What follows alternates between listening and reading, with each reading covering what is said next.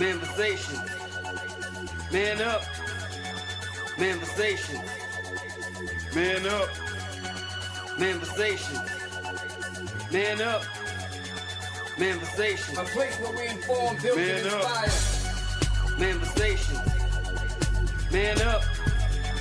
Manifestation. Man up. Manifestation. Man up. A place where we inform. Manifestation. A place where we inform, build, and inspire. You gotta eat what you kill. You gotta go out there. You gotta hunt for your meals. We all have that ability to connect with people, to be that motivational person in somebody's life. You gotta let people know there's certain lines you don't cross, and that there's gonna be consequences if you do. Man up. If you are an adult and you are in a relationship, that person's emotions are not your responsibility. Man up. Manifestation. Man up. Manifestation. Man up. Manifestation. A place where we inform, build, and inspire. The devil, during slavery, destroyed the masculinity or manhood of the so-called Negro. No man. No man. Right now you got to be trained all over again to be a man. When someone is obligated to do something, it is binding upon them to do it. And failure to do it causes reaction. Man up. Position make you rich. I don't have that type of richness. My richness is life forever. If that people knew their glorious past, if that people knew their glorious past, if that people knew their glorious past, then they would be more inclined to respect themselves. I'm not saying I'm going to rule the world or I'm going to change the world, but I guarantee that I will spark the brain that will change the world. And that's our job, is to spark somebody else watching us. A place where we inform, build, and inspire. Manifestation. Man up. Manifestation. Man up. Manifestation. Man up. A place where we inform. Manifestation. A place where we inform, build, and inspire. You want to tell me about yourself? Go get your friends. I'll tell you who you are based on who your friends are. Don't just live and die. That's an ugly existence. Make your life matter. Make your life count. Live a life where people can actually mourn you for the things you left behind, not just because you were around and existed. We need strong black nuclear family. Yes. Yes. That's what it is. Mother, father, son, daughter, all in the same house with a focus on the family unit as a whole. We had Tulsa, Atlanta, New Jersey, Detroit. We had Rosewood. We had Black Wall Streets all over. The Republicans aren't for us, but the Democrats aren't for us either. And we should have no alliance to any political party. We only have alliance to what is in our own best interest. A place where we inform, build, and inspire. Manifestation. Man up. Manifestation. Man up. Manifestation. Man up. A place where we inform. Manifestation. A place where we inform, build, and inspire. At the end of the day, as men in the community, we must stand together and be counted, because people look to us for guidance, leadership, and protection. And if we are not about that business, we are not on our job. Here we have grown-ass man conversations in the spirit of that purpose. Anthony Malcolm, Bobby Drake, Major Gage, we are. This is Manifestations 2020. Manifestation. Man up. Manifestation. A place where we inform, build, and inspire. Yeah, what's going on? What's up? What's up? What's up? Yo. Yeah. This is your boy Major Gage, Manifestations 2020. We are in the building. I got my mans in them with me, Anthony Malcolm and Bobby Drake, and together we are Manifestations 2020. What's good, fellas? What's cracking? What's good? Ain't nothing, man. Everything wonderful. I can't complain, man. Some things going on out here in these internet streets, and everybody's crazy. Seems like everybody done lost their goddamn mind. So you know how I go, man. Manifestations 2020 to the rescue. Here we are, man. Talk to me about your week, man. How's everything? What's going on? Y'all got any quick shout outs? Yeah, everything was good this week. Shout out to a great community leader by the name of Screamer. He was the one with the part of the Guns Up, Bikes Up, Guns Down. He also was part of the cleaning crew that they cleaned up the cemetery in the city because the state and the city wouldn't do anything about it. So he gathered his own people and committed to cleaning up the cemetery and made it look decent enough for the people to go visit their deceased loved ones. Very huge dude in the community, doing so much things, pioneer different avenues for young children to get involved in a positive way, and also making a legacy for themselves by doing great things for the community. So shout out to him. I say to him and his family. He did a wonderful job while he was here on this earth. One thing I did want to point out real quick, this postal worker that died in the jail cell, not sure if you guys heard about that. No. It was a gentleman by the name of Kingsley Bing Pong. He was stopped by police November 16 after driving down the wrong way of the street. When these two white officers pulled him over, they didn't do a DUI checkment. Matter of fact, they didn't do the examination on the checkpoint. They just threw him in the back of the car for DUI. It was said that he was having a stroke. They didn't assess him, and when they have the officer on camera saying that doing this examination takes around 30-40 minutes, it's going to take too long for the paperwork. So they said, should we take, the other officer said, hey, should we take him to the hospital? He said, for what? You know, and that's the ignorance that I say within the police department. And I had a discussion with my homeboy the other day, real good dude, shout out to him. We had a discussion about Charlie Kirk and that whole situation. And he was telling me, I was telling him, like, you know, dude is a suspected racist. He has racist ideologies and spewing all type of tropes and stereotypes about black folks. He was like, you're coming with that liberal Democrat talking point, man. He wasn't. And I'm like, now this is a dude that researched with me. Like, I respect dude to the fullest because he's been on point. He showed me some things. I've showed him some things. Very thorough dude. But that's why I was saying, you know, remember when I was telling you, Major, I know like sometimes you come on here and you be like those liberals and those, and I noticed that a lot of people in mainstream society is now doing the whole liberal versus conservative or right wing versus left wing. And when you do that, you take away all of the sentiments of the importance for us to move forward, because now everybody, instead of you labeling somebody racist, now they put it on political affiliation. And that shit, I see that shit going all the way in the wrong way.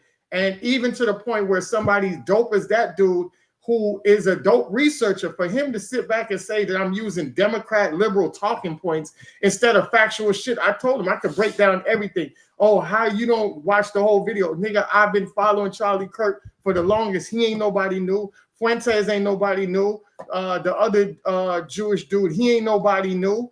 All of these guys ain't nobody new. It's just a different dude that keep up, that they promote to make these talking points about black folks. And it's all it's doing is changing the name. That same playbook is ran, just different characters. So me and him got in a little discussion. I know he felt a little bit heated about it because he felt like I should be on that wave of, you know, viewing Charlie Kirk like that. And I'm not viewing nobody like that, especially somebody who you can debunk all the racial tropes he put out there. And the reason why I'm bringing that up is because Charlie Kirk, I told him, Charlie Kirk said something about when he see a black pilot, he want to know if they qualified. Now I just brought up a situation with two white cops that can't even access a black man, who throws him in DUI and can't make a full assessment to know this man is having a heart attack. Don't even want to take the time So how am I supposed to believe that these are qualified white individuals and not DEI hired, or not even DEI hired, just dumbass people that shouldn't be in that position of power in the first place? And I land my plane on that. Well, yeah, I just want to say real quick, I get what you're saying, but I just want to point out some people use the liberal and conservative labels out of context. And it sounds like that's what he's doing. Those are not, hello, Tanya, what's going on? How you doing, sister? That's not, calling Charlie Kirk out for his bullshit has nothing to do with using liberal talking points. You may happen to be a liberal, you may not. He sounds like he's low-key one of these right-wing people. I'm not in either cult, the red cult or the blue cult. Fuck both of them. When I call somebody out for some liberal bullshit, like I did the other day, this sister we're going to talk about today that posted some liberal feminist nonsense, it's because they did something that the liberals co-sign or excuse, or that the right-wingers co-sign or excuse. But yeah, some people use that shit out of context and they just paint with a broad brush. Sounds like he's a low-key right-winger. You know what I'm saying? Because they do that kind of stuff. But, you know, it's unfortunate. But yeah, sometimes some of the people that I think are very thorough, they be a little off too. And I just be like, bruh, look at the facts. Charlie Kirk was a glaring, foaming at the mouth racist. It's not anything, if you really ever listen to him, for real, this is not rocket science or anything that's hard to figure out. It's very obvious. So I don't know what he was talking about, but hey, you know, I hear what you're saying though, brother. Bobby Drake, real quick before we get into it. Absolutely. Good points made by both of you gentlemen. My heart is a little heavy this week. Yeah. Unfortunately, we lost a super soldier this week. We definitely lost Black Voltron. Heavyweight for us. Yeah. So, big ups to Black Voltron. Definitely one of the big voices of the new black media. Unfortunately, he passed away this week. I believe I saw that it was due to a heart attack. Passed away. Wow. Brother wasn't old either. Wasn't ancient. He wasn't that. But it's for quite some time now. It's been the case where it seems as though the rules for death have been flicked on. For the longest time, it was the norm that younger people, they didn't die, and if they did die, it was in some kind of tragic car accident or something. But for the most part, life seemed to go by the script where you died in your old age, and it was your children that buried you. It wasn't where your parents or those above you had to go and bury you. And unfortunately, for at least a few decades now, it really seems as though the kid gloves have come off, and that's no longer the case. In some cases, it seems almost as if the youngins have passed away much faster than the old heads can replace them. But he passed away, and I am going to be sharing in our Manifestations group and on my page the GoFundMe that was started by his daughter. I'm just going to really quickly read the message that his daughter posted on the GoFundMe page. Yes, sir. And she says, "Hi, my name is Layla Clark, and I'm reaching out during one of the most difficult times in my life. On October 7th, 2025, I lost my dad, my rock, my protector, my best friend. His passing was sudden and has left a hole in my heart that words can't begin to describe. He was the kind of man who would give you the shirt off his back, always putting others before himself and showing up even when it was hard. I was lucky to call him my dad.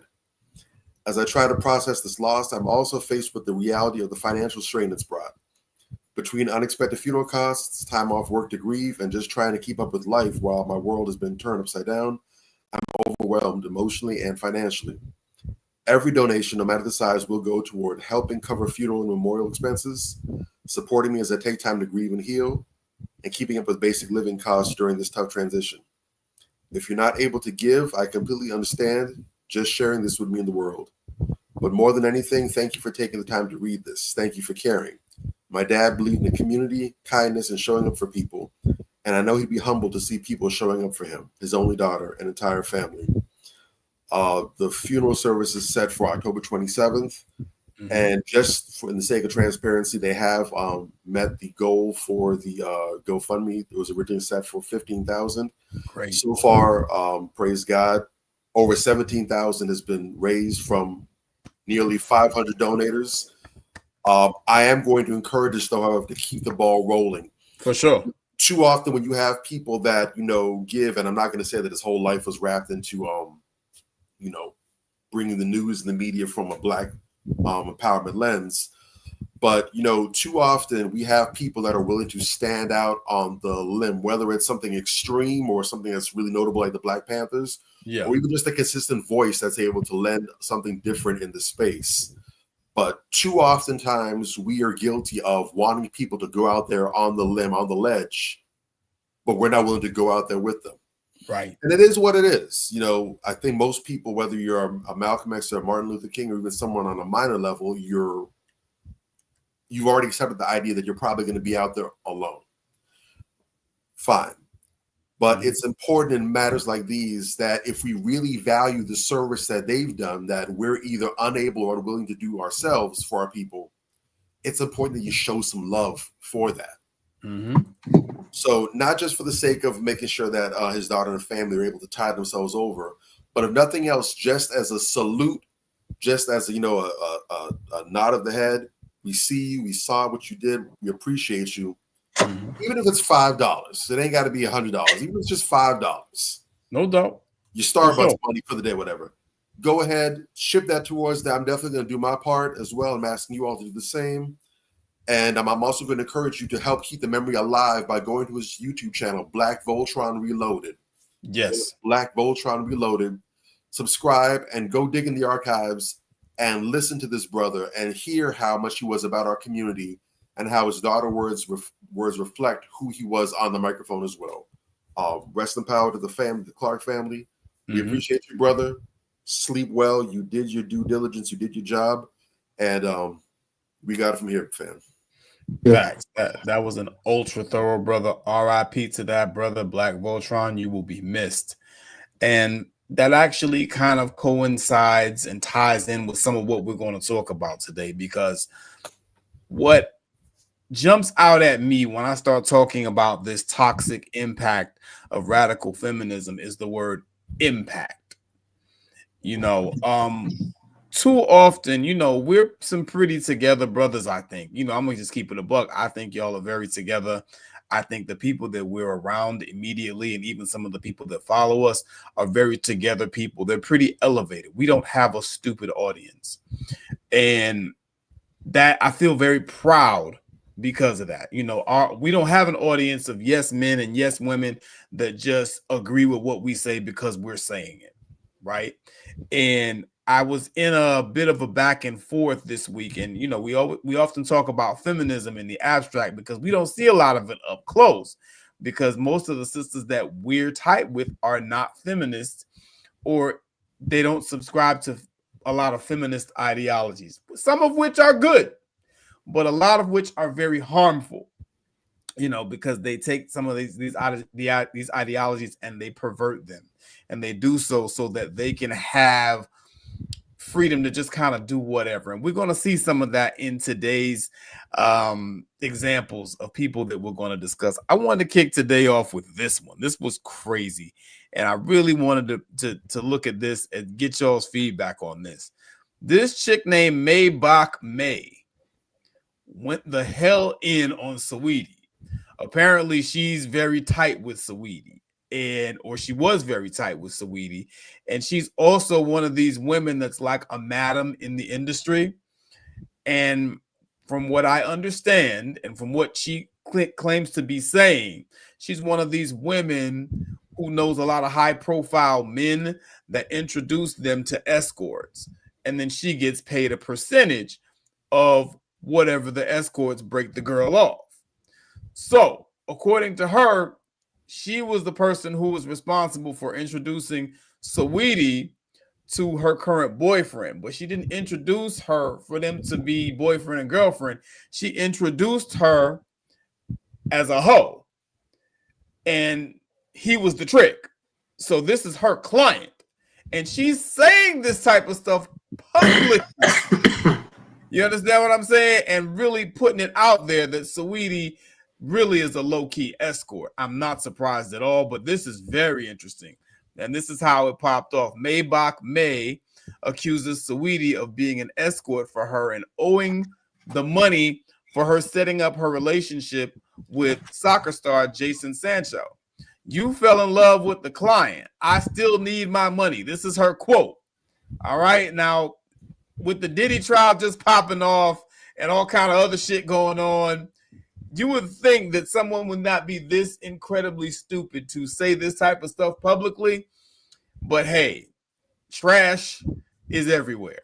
So this is the post, that got everybody like really, really talking. Hey, at Saweetie, she put this on Twitter. I see you playing internet games on Beyonce Internet. Let me know how you want to play this. I'm either going to receive my money from you, or I can start addressing some of them rumors with TMZ. She tags TMZ.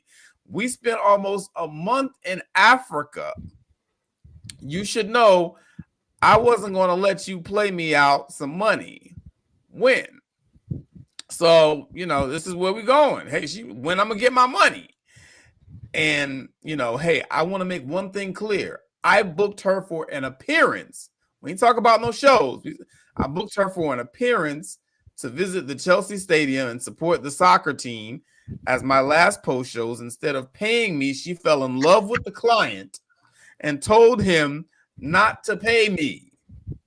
I was a road manager with her getting her deals. I was solid to this girl. She got what she wanted and never paid me. Simple. I want my money.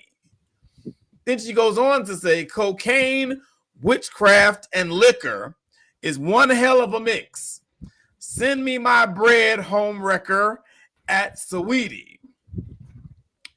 Bruh, I got my mouth open to close it. I'm like, oh my God. But look. This is what feminism has created. You understand? All this talk about all this I'm a hoe music. Saweetie has several songs like that. All these I'm a hoe rappers. You understand what I'm saying? Where all they talk about is selling ass and how good they coochie is and all this old business. This is what's going on in the backdrop.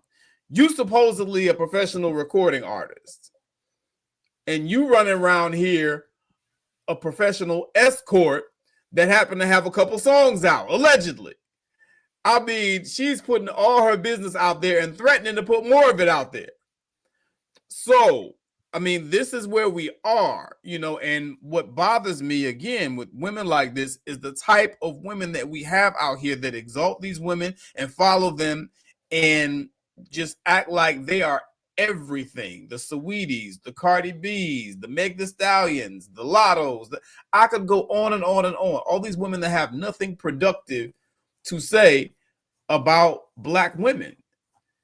And you got women running around here in their late 40s and early 50s quoting their song lyrics.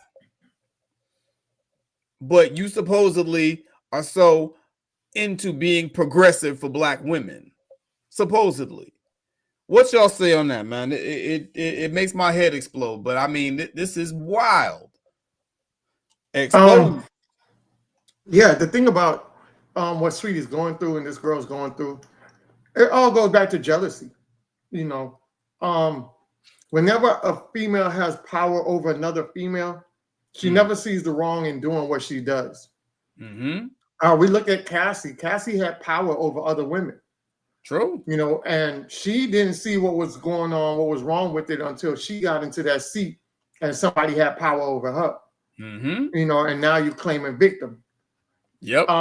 So it's a lot of that power struggle that a lot of these sisters they talk about this power from men, but really there's a lot of power that women use that isn't in the limelight as it is for a man. Case in point, when you look at slavery, the power wasn't in white slave owners. The power was in the wives, the slave master's wife. She controlled the whole power. When you look at systemic racism, those are the ones that hold the extreme power.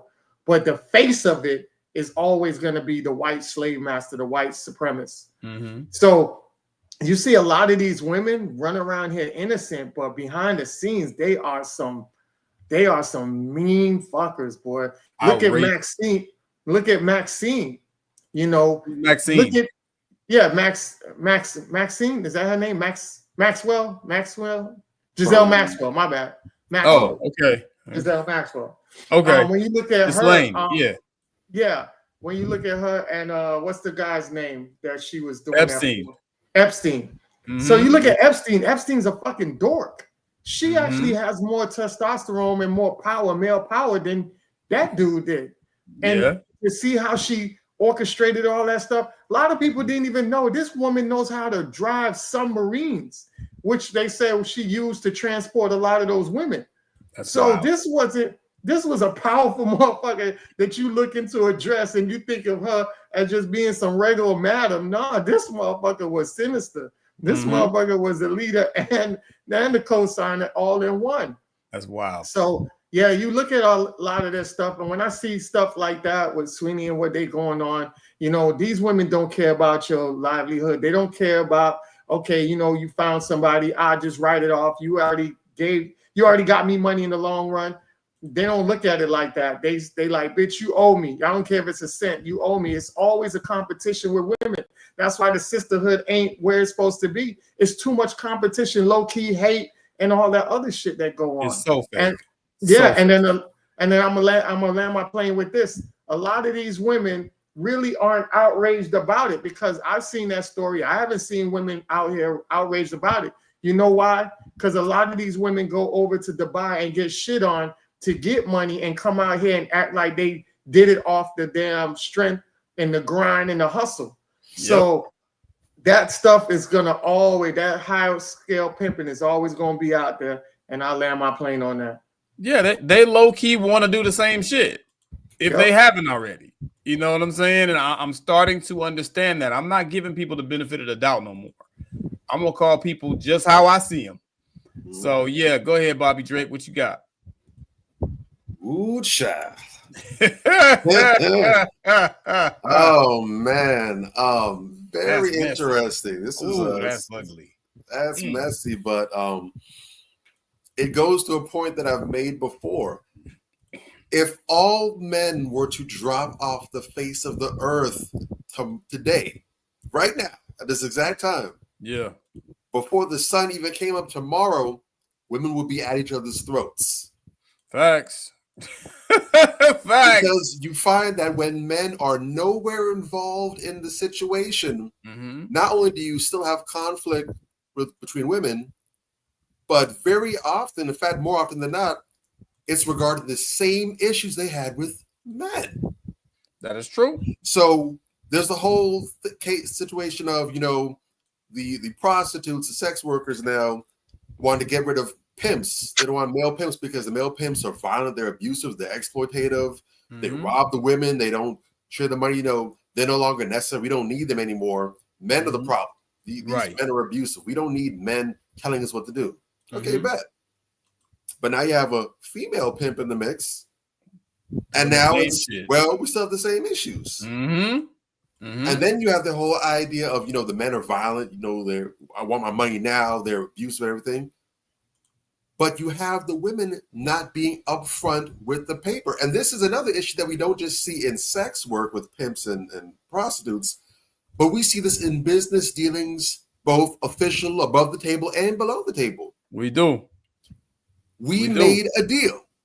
We had a verbal contract. We shook on it. We spat on it. We pricked our fingers and did a blood, or whatever the nonsense is, whatever the means of the agreement or creating the significance or the solemnity of the deal. We did that.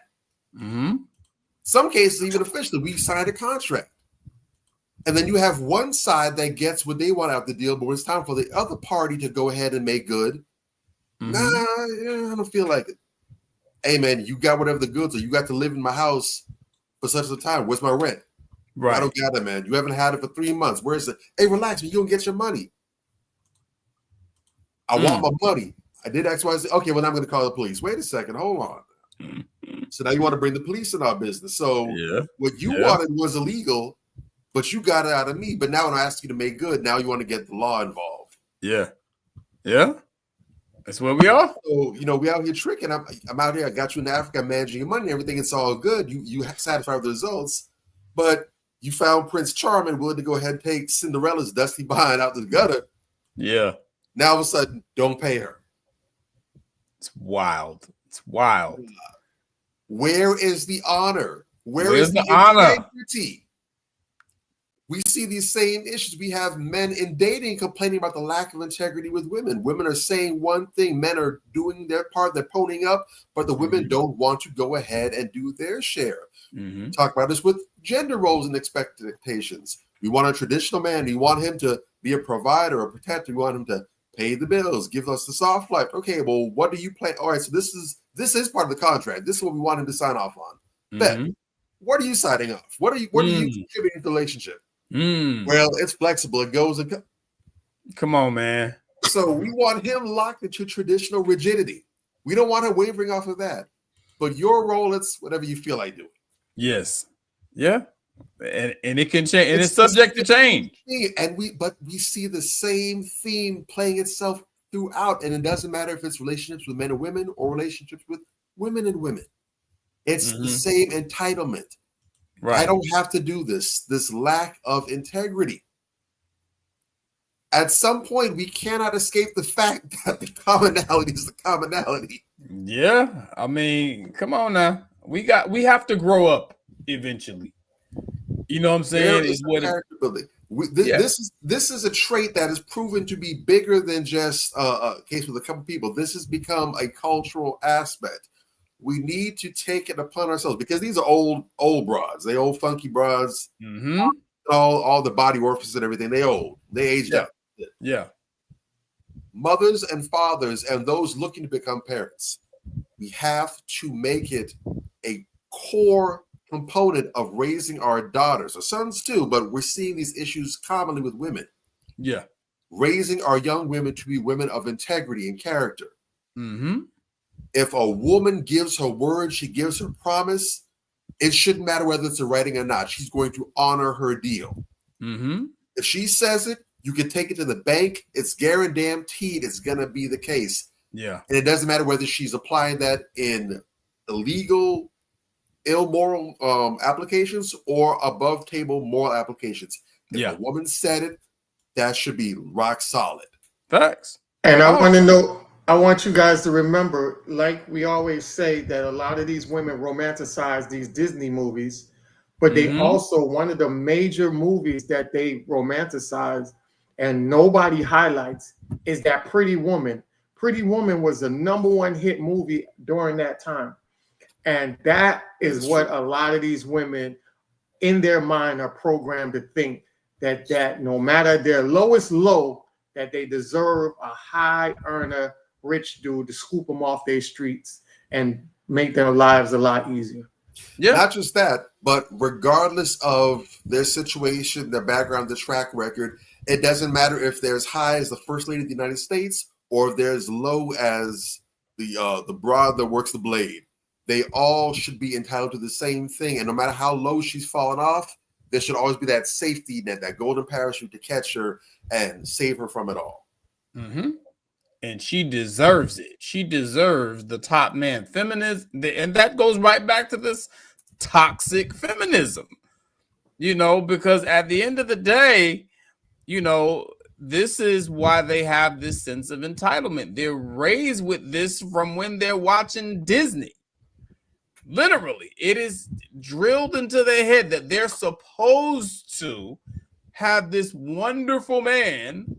And if they don't, then that's something. It means there's something wrong with them niggas.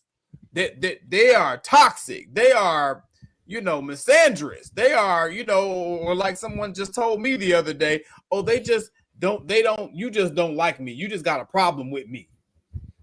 And it's like, dude, when someone challenges you on something, usually if someone challenges you on something in good faith, it's because they care about you. they can see you crashing out. They can see that you really don't know what you're talking about, and you're kind of shooting yourself in the foot a lot of the times, you know, and sometimes a person will just respectfully challenge you. And it really irks me when the retort, particularly from women, is, oh, you just don't like me. That's a tactic. That's not coming from a genuine place. That's a tactic. You know, you don't like me. You hate women. You must be gay. These are the type of, I'm challenging you on the merits of what you're saying. If you're saying some shit that sounds stupid, I'm going to have to holler at you, especially if I know that you're not stupid. I know that you're an intelligent person. Why are you saying this nonsense? Is it to conform and fit in with your little girlfriends? Yeah. I'm just saying. Yeah. What are we doing here? Okay. So we're going to move on a little bit. I just want to touch on some of these other things that feminism is causing. And people may not even recognize some of them, like this. 61-year-old sugar daddy killed 32-year-old woman because she did not want to leave her husband, then threw her baby in a lake. Now, feminism tells you that you don't need no man. You don't need no man. It's my body, my choice. I can do what I want to do with it. I can go and, you know, I can have a husband, and then I can go ahead and screw this guy who's my sugar daddy. And, you know, it's all gravy. It's cool. This is terrible what happens to this lady. I feel bad for her. I feel bad for her family, especially that child. That child is innocent. But again, you go around thinking it's sweet. You understand? And you can just do whatever. No one can do whatever they want to do. It's a myth. It's an illusion. Even men. This toxic feminism, whereas they think that being able to do what you want to do is the holy grail and it's the greatest thing in the world, or whatever the case, it blows up in their face every time. You know, this is some of the things that feminism creates. Now, that woman has lost her life, and this man also killed her child. And her husband.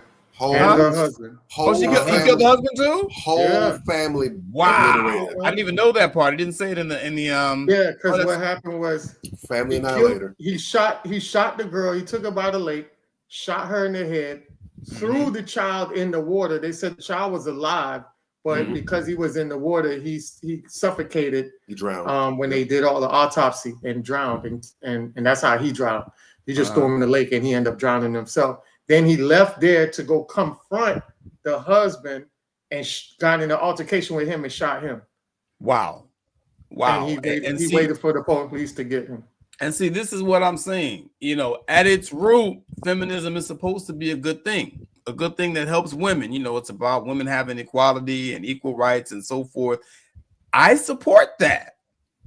You understand? But when it gets to this point where, okay, I can just do whatever I want, and everybody's always going to protect me because I'm a woman and I have protected class and I have protected status. And so therefore I can just abuse my protections, basically is what it says. You understand? And that is what the whole family lost their lives because this woman just wanted to be reckless and live without rules. You see how that works? You understand? Can you imagine that? Huh? I said, can you imagine that? You have your son, and a nigga that your wife was fucking with killed not only her, but killed your son. Yeah, that's wild. And then come back and off you, and you ain't had nothing. You don't know nothing about it. You don't know nothing. That's painful, man. That's awful. It is truly a travesty and a disaster. But this is what, if you asked her about it, she probably wouldn't. I'm going to get to some women in here that they're not accountable for anything, or if they're not, even if they're not saying that they're not accountable, other women are saying that they're not accountable. And that really pisses me off because this bird brain right here. Want kids. I didn't want to get married. I thought I was going to be career girl and that's it. And I had my eyes set on my goals. And I was never the little girl that like dreamt about the wedding dress and all of that. And then it happened so early in my life.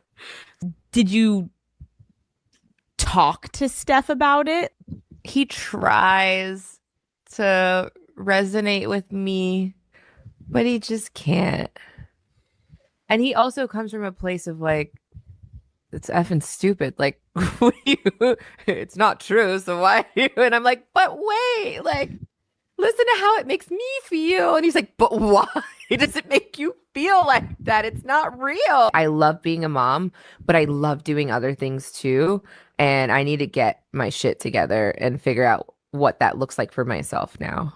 If I have a career and I'm not home, like did you experience that? I still experience that. I still experience that. I'm always in therapy talking about this. If you lose all of those things that were interesting about you, even for yourself, like even the things that made me feel confident and cool, then what are you doing? See, that last part was very interesting. You know, it's very, very interesting that this woman feels, in addition to all the other stuff that she said, that she lost the things that made her interesting, in essence, by becoming a wife and a mother. That's crazy. I can understand and respect, okay, you had things that you wanted to do that you weren't able to accomplish because you had a family and that took precedence. And, you know, you might be a little frustrated about that. And maybe you want to go and revisit some of those things. Okay, I can respect that. But when you start saying stuff, he tries to, you know, relate to me, but he just can't, you know, what? This is your husband. You're talking to the world. And like, he just so pathetic how he tries to understand me, you know, but he just can't. And later on in the video, she goes into how she's in therapy all the time, talking about this type of stuff repeatedly, you understand, and just saying a whole lot of very disrespectful things about her husband. Basically, you know, and she says that, hey, I thought I was going to be the one who was out here, you know, getting it, you know, and you know, now it's him. And basically, you know, she said stuff like this about him before. This woman doesn't appreciate anything.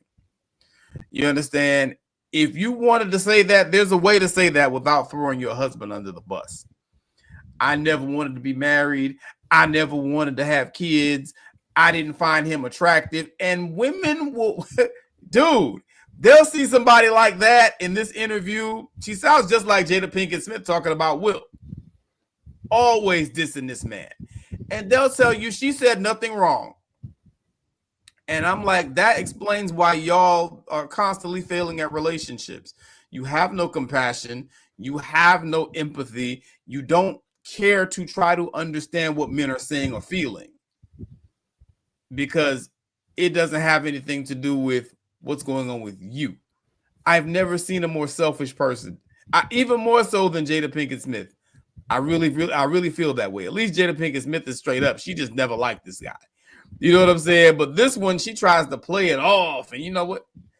Man, that was just so slick. And you know, the headlines, of course, Aisha Curry says she talks to a therapist about the life she could have had without Steph Curry, while Steph Curry says he's thankful for the family she has. And that's basically what everybody's taking away from it. You know, every time she sits on somebody's couch, she goes out of her way to talk down on Steph Curry. You know, and you know, she was like, oh, well, I didn't see what the big deal was. Like, you know, this is a superstar. Well, when I knew him back in the day, I didn't see what the big deal was. And what are you doing? And why? This is not winning you any popularity points with anybody except the radical feminists. What do y'all make of it? Man, it's sad that it's an occurring thing that's happening more and more now. We're just seeing everybody come out lately about it, and it starts to question a lot. This is why a lot of men question, is marriage really worth it for me? Agreed. Because it's not easy especially as a black man, because let's put it in perspective. Steph Curry is a black man. Mm-hmm. It's not easy for a man, more so a black man, to take care of himself and navigate through white supremacy, systematical racism. Mm-hmm.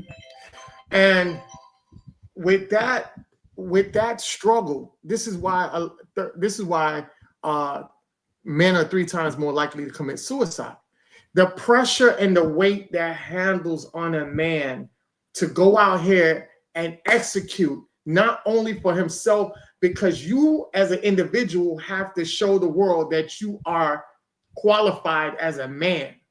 Once you get that title outside by yourself as a man, now you have to go out there and you're judged based on now having a family. Because once you pass the man stage and you mastered that, the next thing people say, well, it's cool, you could take care of yourself, but can you take care of a family? Now you out here, you taking care of a family, you got your wife, you created your family, and you're a master head hole of your family. Not only are you a man out here doing what you need to do, but you're also creating a legacy that makes it easy for your children to navigate through this difficult world. This man, Steph Curry, has provided that. This man has no scandals. This man actually tried to get religion on a sneaker, and Nike was like, they went against it, but then they sponsor blood and all that other demonic stuff on the shoes. Mm-hmm. So that man said, you know what? Cool. He didn't make an argument about it. The man went out there and did his game. This man has changed the NBA in a different direction. You are one of the most elite women on this planet because of who you're married to. And you sit up in the fucking podcast chair as if you're a fucking trash bucket that just shouldn't be where she should be. And when you look at what she says statement-wise, because people got to read between the lines. And I love to read between the lines because what she's translating is my whole phase was fucking interrupted. I didn't complete my full whole phase for me to appreciate Steph Curry. Because I got locked in with him, and because you saw the financial opportunity, because you was a trash ass woman running from pillar to post at that time, and you got a great opportunity for a wonderful guy who isn't that thug dude, who isn't that guy that's charming you out, just a regular guy with a kind heart that a lot of people put inside the friend zone. And he sat back and said, you know what? I choose out of 5 billion people on the planet, I choose to create life with you. That's an honor. That's an honor for you, and it's also an honor for him because he saw value in you. And that's why I always talk about a man is a prize initially. When you choose your wife now becomes the prize. When you procreate, now your children becomes a prize. The whole household becomes the prize. But initially, the man is the prize. That man was a prize. He was ahead of what he had. All the women out here now will stab you in your back just to have sex with your man. When that man was at the court and that girl was giving him the eye and it went viral, your ass felt some type of way about that, and you brought your hot ass up on, I think, the internet days later and made some fucking stupid ass remark just to take the headlines away from that because your insecurity kicked in. So when you see these type of women that go on there and talk greasy about their men like that, I just revert to having so much sympathy for the man because that shit is heartbreaking. And when we talked about that Mount Rushmore with the Jada and Michelle Jada, Obama, Remy, Michelle, and Remy, and you look at all these women on there, and you have to feel for the men because one thing about women that I really fucking hate is that they feel like just because that man don't say nothing, that shit is cool with him. No, a lot of men die in silence because if they say something, they get bashed for speaking their mind. They get bashed for showing their feelings. So that's why other men speak up for him. Because that, if you don't understand, men, shut the fuck up. Because men in general, that's the reason why we go to the barbershop. That's the reason why we have solid friends around us. And I've talked about that the other day. When women out here don't have money, they could go out there and show some titties, do some wild, reckless shit, and it's a simp in your goddamn inbox that'll send you $1,000. When a man is flat on his ass, the only person he has is family and his close friends. And majority of the time, his family can't bail him out because they got their own situation. But their close friends say, dog, I got $1,000 for you, dog. Pay me back when you feel like you're ready to pay me back. And y'all wonder why men are so close to their homeboys and so distant to other women. It's not because they're gay like you're labeling. It's that they find comfort and empathy and someone that can relate to them and is there that can help them out and not be a person that judge them, because a lot of times women love to kick men when they're low. And only time you get respect is when you're constantly on your on cloud nine. And everybody in this world is never going to be on cloud nine 24/7. You're going to hit your low. And men don't have an outlet. That's why barbershops and close friends are their number one key. And I despise women like that. And I land my plane. Facts. And there's so many of them out there like that, bruh. Oh my God. Bobby Drake, what you got? Tell them why you mad though, young Malcolm.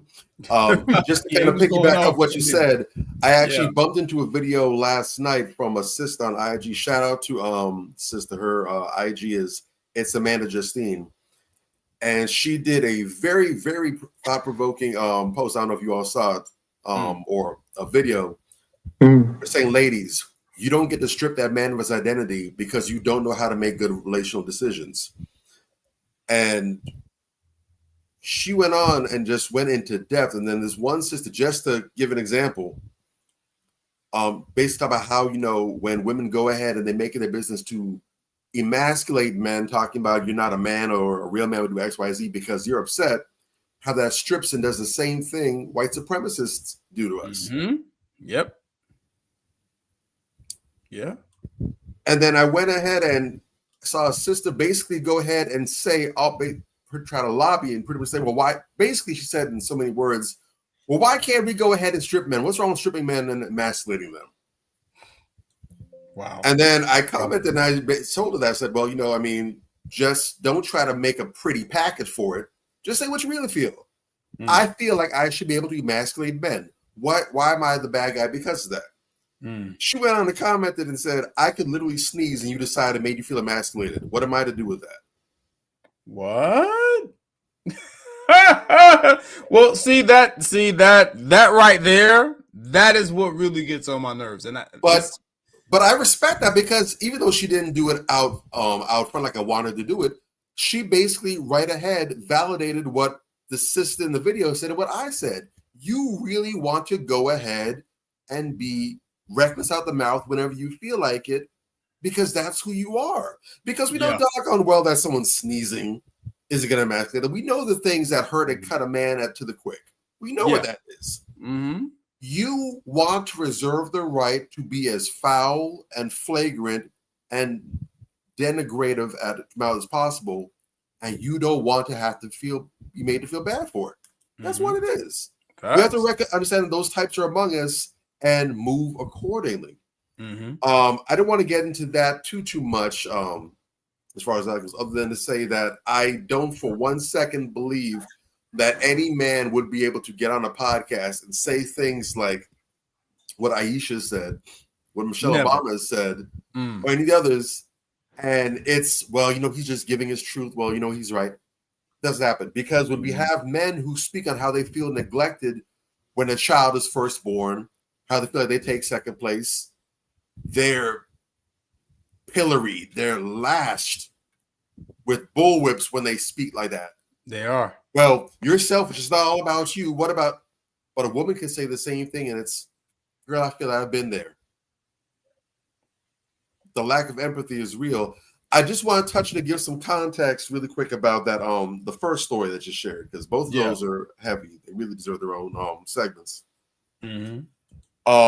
So for clarity purposes, And the passport niggas, y'all not gonna like me for saying this, but I'm gonna say it.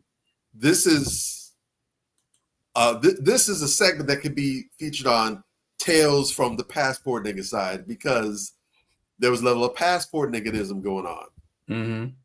So the woman in question, she is not from the States. She's actually Dominican.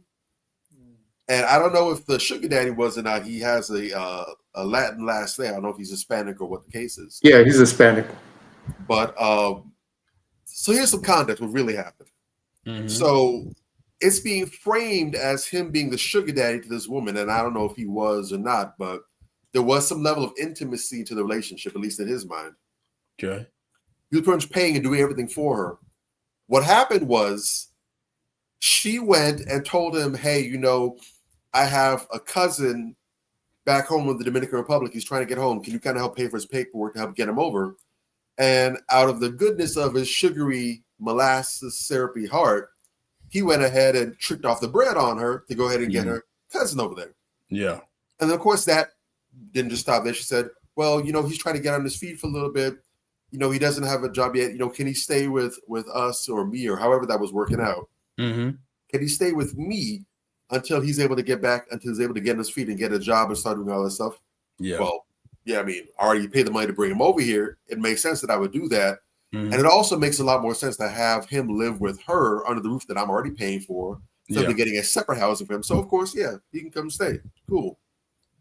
Turned out this wasn't her cousin, or if it was, there's some very weird stuff that goes on in the Dominican Republic, because it turns out she was married to her cousin. Wow. Okay. Now, I'm assuming based on how the story is going that she at some point got pregnant, but I believe that he thought that the child was his, which leads me to believe that they were in fact being intimate. Turns out there's a strong likelihood that this was actually her husband's child.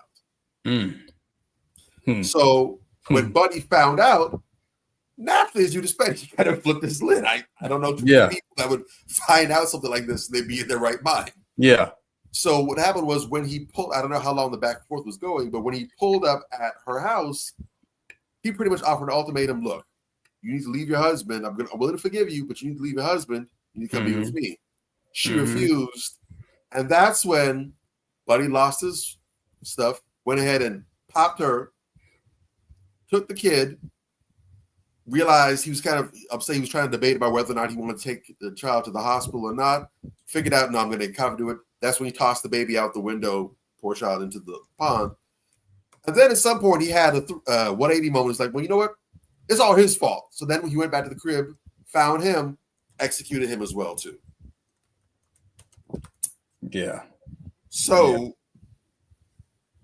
a couple of things I want to say really quickly, and then I'm going to be done with it. First off,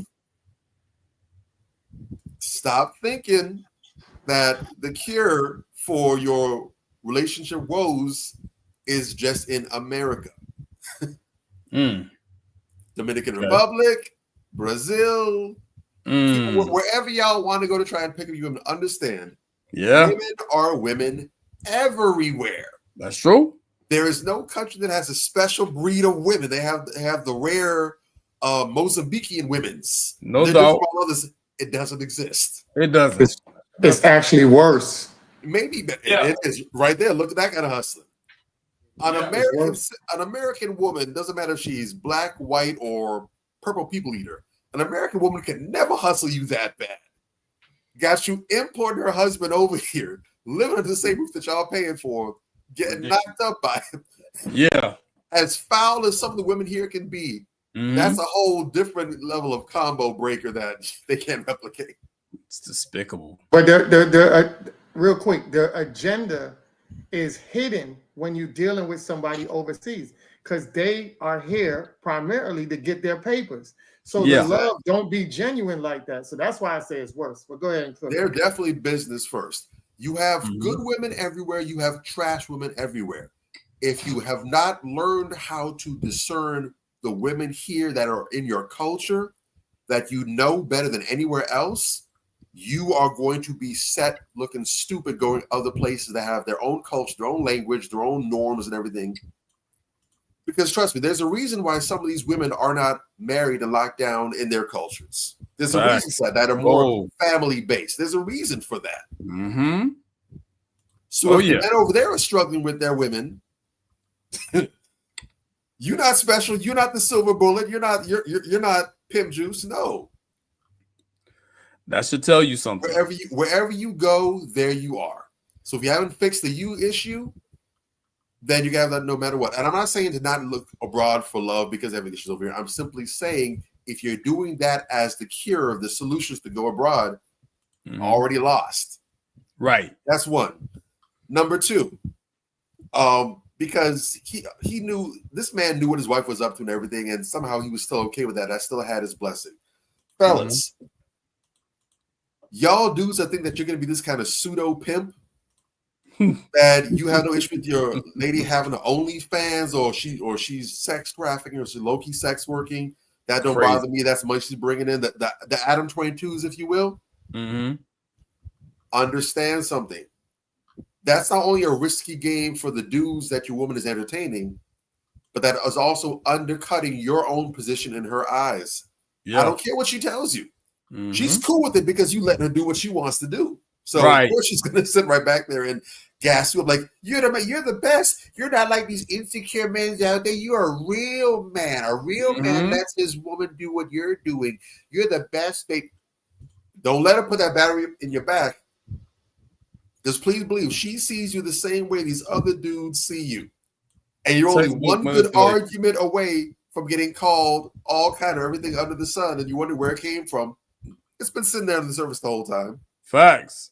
Yeah, it's textbook manipulation, man. And the fact that these suck butt ass dudes keep going for it is fascinating to me. You know what I'm saying? Stand on principle. Stop worrying about whether she's gonna like you or not, and worry about being respected. It is. Respect is eternal. You got dudes in the grave that are still coasting today off of respect. Meanwhile, you got guys that are light right now, and there's probably about 18 people that are kicking down the flight of stairs and want to sneeze about it. Facts. I want to show y'all a couple of these, a couple of inbox messages that I got. People send me inbox messages all the time. Usually from when they're talking about toxic women and toxic stuff that they're posting, and just, you know, unhinged women that are outrageous as hell. And these are a few of the ones that I got this week. I really want y'all to see these and tell me if you recognize any of them, because you just might. I don't know. Now, again, this is not me. This is the streets. This is what people are sending to me and saying, damn, this is some crazy shit. This is some toxic shit. These women are insane. This one right here. Emma Watson, 35, says the pressure to get married is a violence against young people. I thought that one was very, very interesting. I'm like, oh my God, people, what? What does that even mean? But this is what feminism is creating. You understand what I'm saying? And then I got this one. This was another doozy right here. Someone inboxed me this. Someone had posted this.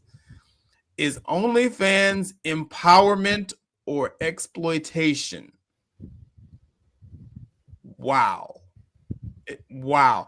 If you have to ask that question, that already tells me a lot. That already tells me that there's a lot wrong with you. And this is the type of stuff, these are the type of things that women are posting online. And even if you were thinking that it was exploitation and you were thinking it was filthy or whatever, now you're looking at it like maybe it's empowerment, because there's a whole thread of women arguing whether it's empowering or exploitive.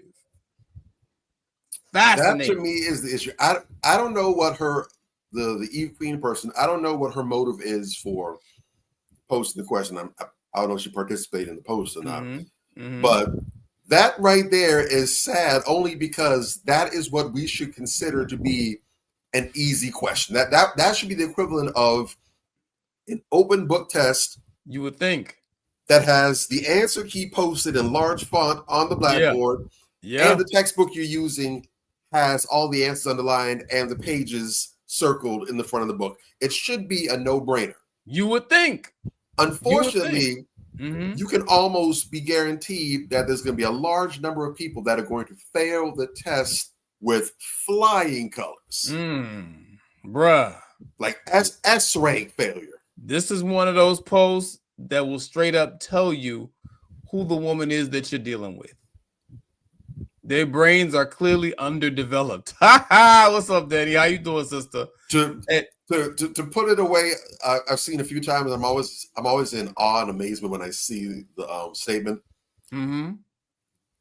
Wisdom is chasing you, and god damn, you're just the fastest person on earth. Facts. You are faster. Facts. You ain't told no lie.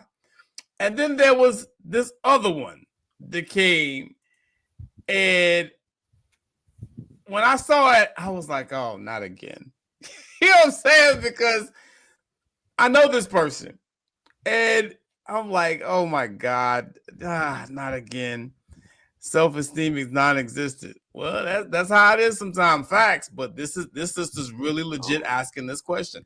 And then I seen this other one, and I'm like, oh, not again. No, because I get a lot of these inboxes of people saying, okay, this is toxic or whatever. And this is someone that I know, somebody that I fuck with. I'm not gonna put her name up because I don't want nobody to have no negative responses to her or nothing like that. But I want to talk about this post because I got this in my inbox as someone saying that women were posting toxic stuff about men or whatever the case may be and kind of unhinged. And me being the man I am, I'm like, okay, I know this person, okay. I don't, you know somebody's heart. You know what I'm saying? You're like, I'm sure she ain't mean it like that. Let me go ahead and tap in with her and have a little conversation with her, whatever, and see, where she's at with it. And it turned into an argument. And listen, I'm not here to bash anyone. I don't want anyone to feel like I'm trying to be a bully or anything like that. But this is something that I really want to address with regards to feminism. She asked the question, gentlemen, what title has come first for you? Grandpa or father-in-law? And then it says, stop talking crap about single mothers and good morning. And, it's some layers to this, right? And so, all the fellas is like, man, what the hell is up with your peoples? Like, I'm like, I don't know what my people said or whatever the case may be. And then I read this and okay, I asked some questions before I get into what was said or what was discussed, whatever the case may be. What do y'all think about this? I'm trying to decipher it. What do you mean? What comes first for you, Grandpa? I had to. Well, go ahead, Bob. I had to kind of like flip through it a couple of times, try to figure it out because it's kind of confusing, whatever. A couple people didn't understand what was being said either. Yeah. I think it might have also been one of those kind of spur of the moment things. This was a moment of inspiration that probably sounded a whole lot better in the person's head than it did out loud. But it looks like agreed. Basically, it's another roundabout way of saying it's a roundabout way of saying pretty much, yeah, mama black. It's in the same vein as you can't criticize black women because your mother's black. So that therefore all black women are above criticism for you. Pretty much it's saying if you're a grandpa without your daughter being married and having a child, that would be the grandpa section. And then father-in-law would be that your daughter was married and had a child in wedlock. So pretty much saying if your daughter is a single mother, and she's not married to the man that had her child with, some type of crap about single mother. So pretty much it's sign language, it's shaming language. Okay, fair enough. Okay. Which is nonsensical because just because something might fit you doesn't mean that you don't see the problem with it. And statements, that whole mantra, that line of thinking where because of XYZ, you can't speak on it is ridiculous. It is. There's a difference between being hypocritical and being introspective and reflective. The biggest problem with statements like this is that it completely negates and nullifies opportunities for growth. Yes, boy, man. So let's say me, Bobby Drake. You know me, I'm a good old-fashioned chain smoker. I probably go through about maybe a pack of cigarettes a day on a slow day. I chain smoke. Yeah. So because I'm a chain smoker, that means I can't go around telling people, hey, stop smoking, man. This is a nightmare. You know, I already have stage 3 lymphoma. I got lung cancer. I'm not gonna make it. So I figured at this point, why stop smoking? But if I can give advice to my younger self or anyone else, I would say don't get started smoking. And you can look at me, I got the hole in my neck, skinless garbage. I look like a mess. Yeah. And then the person I'm telling that, hey man, don't tell me to stop smoking. You're smoking right now, so why should I not smoke? Matter of fact, I'm gonna be like you and get a pack of cigarettes and start smoking. How stupid does that sound? You literally have the evidence. I'm telling you firsthand. I'm in the fire, bro. You don't want to be the person saying, you can't tell me to not smoke. I'm gonna smoke if I want to. But the person who's never touched a cigarette, that knows no inside information about it, they can tell you not to smoke. It's crazy. In fact, I would say that if a person in that situation, they have the best qualifications to speak out about it because they see the effects firsthand. They're living with it. Okay. So, that gets a huge thumb down for me. Facts. Can't be out here like that. I do agree, but in the spirit of fairness, again, me being the man that I am, I'm like, okay, let me holler at Buddy and see where she was going with that or what she meant by it, and kind of also give my intel, kind of what you guys just said, because I try to approach most situations, especially if I'm supposedly trying to create some type of positive environment for males and females to interact. I'm supposedly doing that, right? I'm not going to go into something all the time only looking at it from my perspective. And people, you've seen me before. Those of you who know me, when guys get on my thread and they get out of pocket, you know what I'm saying? And they start being, you know, like some of these incel fuck niggas, I check them and I check them hard. You understand what I'm saying? Like, we don't do that here. Yeah, we can criticize women for some of the things that they're not doing right or whatever, but we don't hate women. We don't do that here. You understand? And I think that it's important to do that. So when I spoke in my response, I was like, yo, when men come out here and they're talking and they're saying fucked up things about single mothers and banging on single mothers for the sake of banging on single mothers, that's fucked up. That's wrong. I don't condone that at all. You know what I'm saying? We don't need to be doing that whatsoever. It's very mean-spirited and it doesn't move us forward in any capacity. However, we do have a problem with single mother culture. We do have a problem with the single mother mentality.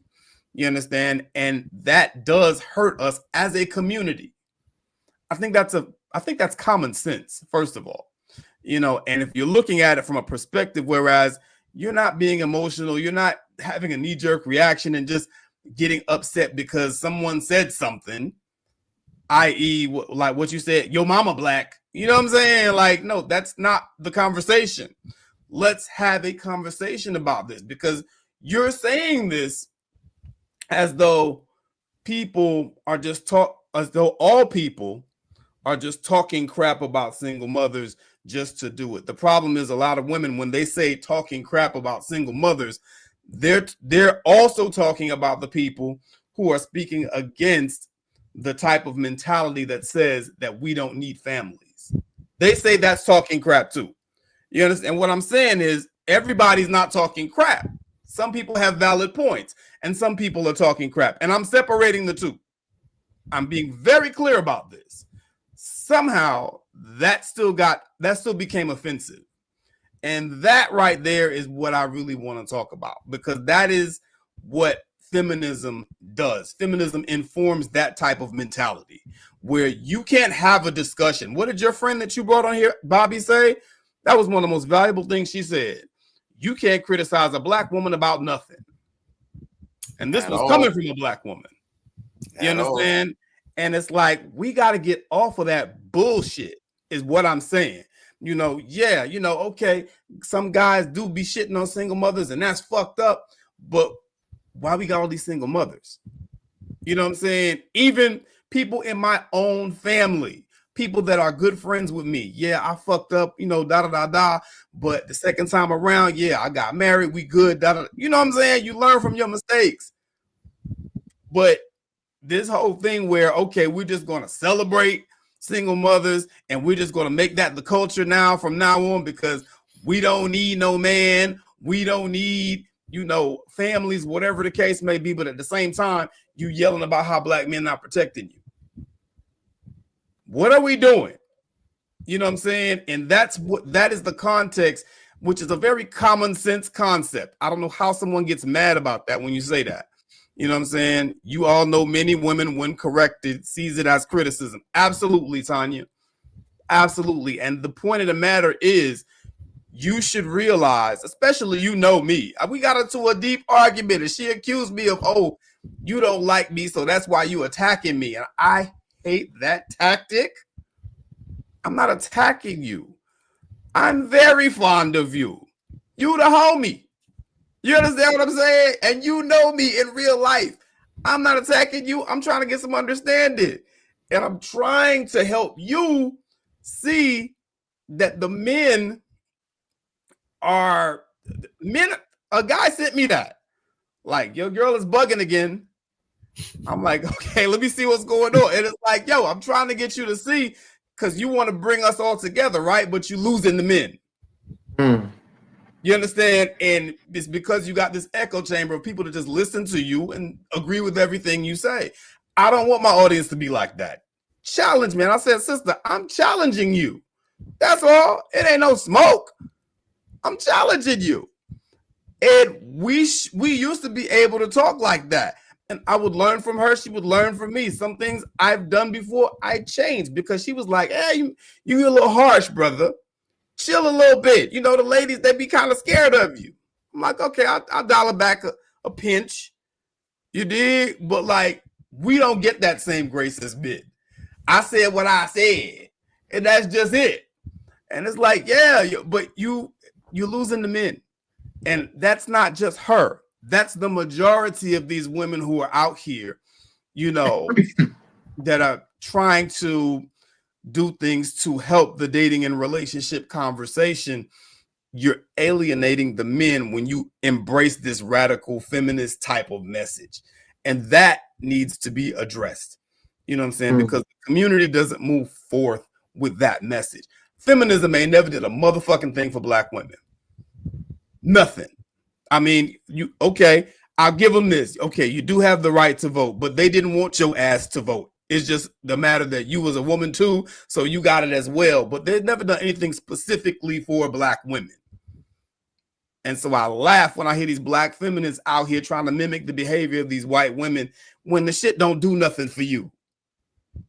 You understand where I'm coming from? And I don't like to see people talking about people I consider friends and I consider very decent people in this way. Inboxing me, this chick crazy. What the hell? I don't want to hear that. You know what I'm saying? So like, that's something that I think that seriously, brothers and sisters, because what happens is, and then when I'm trying to make my point, it gets dismissed. Oh, you don't like me. You mad at you mad at me. No, I'm not mad at you. I'm just asking you about, I want to talk. And what happens is we take that same miscommunication skill and we apply it to relationships. If you don't agree with me, or if you're not telling me I'm wonderful, if you challenge me too much, you don't like me. You got something against me. And black men and women, we can't get along or grow or learn from each other or do anything if we are on that mentality and wavelength, period, point blank. It's not debatable. And I get sick of seeing sisters do that. Not just her. A good portion of some of the women that we know do that type of stuff. And that's why I invited some of the sisters I know that, that they're fair-minded people on here, because if I'm tripping, tell me. You understand? Go ahead, Aunt. No, to the person that wrote that, you know, they have some real deep issues. I don't think that person actually went to therapy. If they did, they're not getting what they need to get out of that therapy, because there's several situations that I've been in with that person and they got triggered because I brought up something that they are facing and ashamed of. And I just picked up on it. I just did a little digging and I was like, saw something about her parents. And I was like, in private, spoke on it. Okay. And she got so mad that she blocked me. She blocked me for like 2 days and then unblocked me. And then I was like, damn. Why did I ain't get blocked. God damn. Yeah. I said, what did I say that was so foul? It's true. I'm looking at your father's page and I can see it, and I'm telling you that. But when you look at that, you start to realize the deepness into her background, to wonder why she's so extreme on one side versus the other. I can't really go into details like that, but I will say it's the base of colorism, right? Okay. And when I said that, I knew that it's a triggering point to her, and I knew that part of it really was tough for her coming up, because she had to really prove herself to the people. So when I see, you talking about she's getting triggered like that, and her defense mechanism is, you don't like me. It's not about that. It's like, if I say something to you to help try to get the right perspective going, or just trying to make you see something in that perspective, and you're saying it as I'm hating on you, then that means there's some real deep down trauma or issues that is unresolved, and you're projecting it on me for just trying to get a simple explanation out of what you actually wrote. So if you didn't put this up, then I wouldn't have to say anything about it. But since you put it up now, I'm going to challenge you on it. And people feel like because you say the word challenge, oh man, a man shouldn't challenge a woman. Bullshit. You should challenge anybody. If an alien come down here with the nonsense, I'm challenging it. That's just what it is. I'm not going to let bullshit fly. That's the problem why we're in the situation we're in now, is because we let too much bullshit fly for so long. Yes. And I've been telling people that it's been the reason why it's snowballed on us. And let me tell you, I'm going to put the visual of how the bullshit been flying for so long. It's kind of like Indiana Jones when he was in that temple and that big ass ball was rolling down. You know what I'm saying? Motherfucker, you ain't got no choice but to get out the way, because it's going to steamroll over your head. So it's the same thing with all these bullshit shits that's going on now. We have let it gone too far. And that's the damn problem. And a lot of it is because we don't have a code of conduct, and we're not on code, and we don't understand things, and we're opening our minds through the propaganda and the system that's projecting all this stuff onto us. We're opening our minds to letting one piece of bullshit ideology get into your mind, and now you're confused about everything. That's why you're having people question, is OnlyFans empowerment or is it exploitation? You're asking people. Now people are saying to them, now this is a social norm now, where people feel like the norm is, what are you? Are you cis? Are you bi? Are you pan?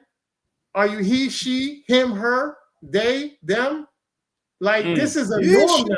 Like now you're saying men can have babies on the technicality that if a lesbian, it looks like a man, transforms like a man, identifies as a man, of course, a quote unquote man in your eyes, or what they identify is, of course, they're going to have a baby. But you're saying that a man is having a baby. No, biologically, that is still a motherfucking woman. No matter how transformed on the outside they look like a man, you're still biologically a woman. No man can have a children. But they let that dumbass ideology seep in, and now everybody thinks that men can have children under that technicality.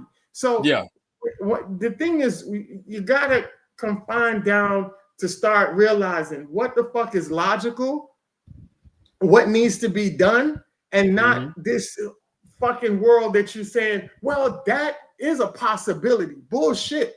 It's either it is or it ain't. Mm-hmm. That's why the number one song we had was Black Sheep, right? It's either get with This or that. It's either this or that. Yeah. That's what it is. And I'll land my plane on that. All facts, Bobby Drake. What you saying? Oh yeah. That's a lot, man. That is a lot. It is a lot. It's crazy. We have to understand that, and I've been saying for the longest time, at least probably about for a good 2 decades now, I've been consistently saying that adulthood, really and truly, the key to understanding it is adulthood is nothing more than second childhood. Mm-hmm. And that's one of the reasons why I love the song. Shout out to the OG, Nas Jones. Yeah. The song Second Childhood actually captures that sentiment very well. A lot of the things that we deal with in adulthood are what I refer to as playground politics. Mm-hmm.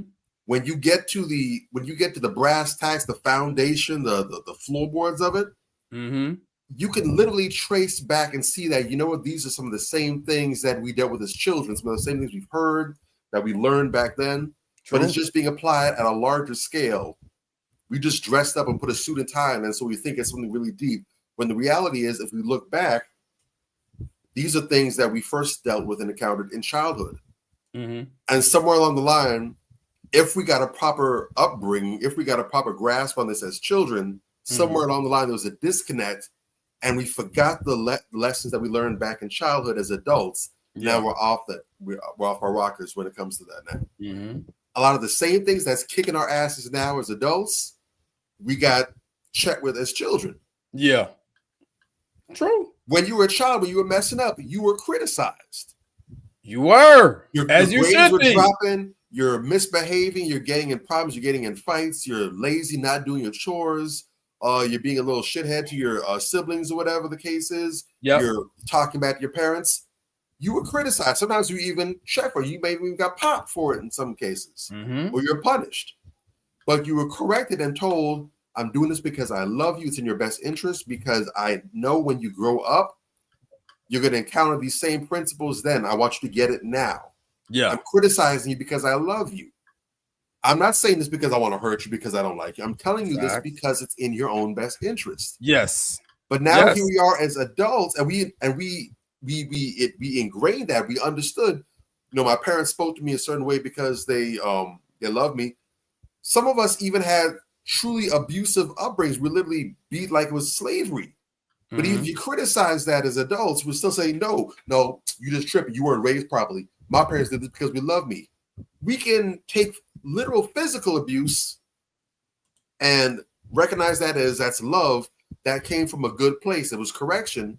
Yeah. But now as adults, if someone gives some criticism saying, hey, man, that's not the way to live your life. Mm-hmm. You can't tell me what to do. We're triggered. You forgot the lesson. That is one of the biggest problems that we have as a people. I'll even go a step further and say that we cannot accept any type of criticism. We need to understand that first and foremost. Now, there are critics who, of course, are just bumping their gums just because they want to talk shit, they want to bring you down. That is definitely out there, absolutely. Mm-hmm. But when you have people that you respect, that you actually know, that you care about, and they're saying, hey, bruh, sis, let me come holler at you real quick, man. Yeah, that's it. What's going on with this? That should not be a trigger. Agreed. And if it does, that's a sign that there's something wrong there. I need to look into that. Our triggers are actually healthy. The same way how when you touch a hot stove and you jump at because it hurts, that's letting you know, hey, there's danger there. Get your hand away from there. Yeah, it hurts now. It's blistering, but if you leave it there, worse is going to happen. Mm-hmm. When we find ourselves triggered, that's not a cue for us to back away and to shut it off. No one can touch this. And every time someone misses and steps on it, get triggered. No, that's a sign that, hey, there's some work that needs to be done there. Mm-hmm. Let's uncover that. Why did that trigger you? Why did they get that reaction out of you? Let's unpack that. There's some personal growth and development that is there for us to get in on. And that's why I truly believe the fact that everybody needs therapy. Y'all need therapy. I know I need therapy. Everybody needs therapy, because even when we're at our best, there's still certain things that we like to treat as our little pet issues that we don't like to touch, we don't like to deal with. Right. And we need the help of somebody else to help us to get to the root of that so we can become better people. Mm-hmm. Every single man, and especially every single woman that I know that is open to criticism, those are the they're blossoming, they're flourishing. And we know people as well. I don't necessarily know the ones that you might know, but I know we've had conversations with people and they said, you know what?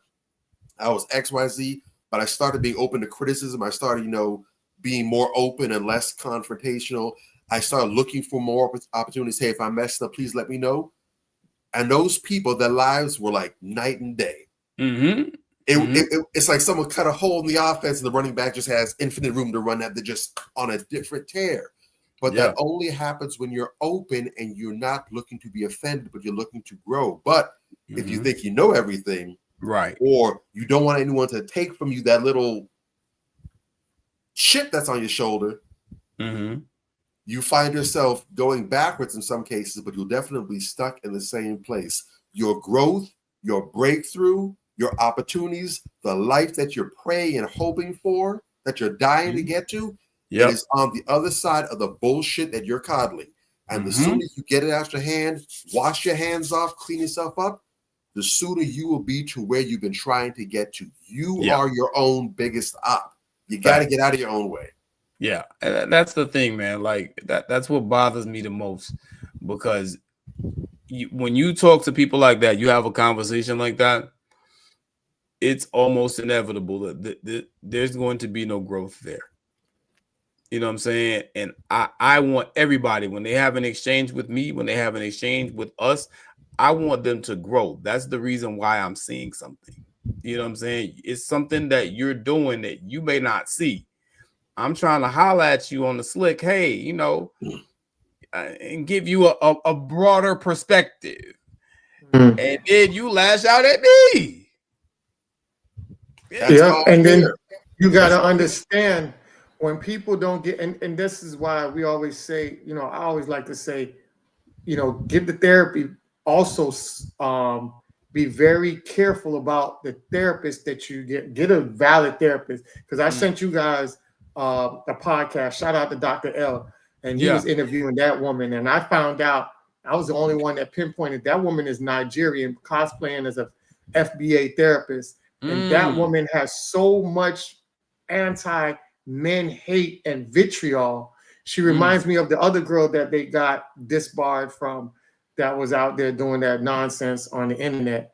And so you got to get you a thorough therapist, and also mentors. Mentors and therapists work hand in hand. I get therapy, and I also have mentors. So I have therapists on one side, and I have mentors on the other side. So I can always go to whenever I need to. But it goes hand in hand for you guys to have that in order for you to be a powerful person. It's the same thing with, teachers teaching your children at school. Yeah, you might not have some good teachers, but you might have some great teachers at school too.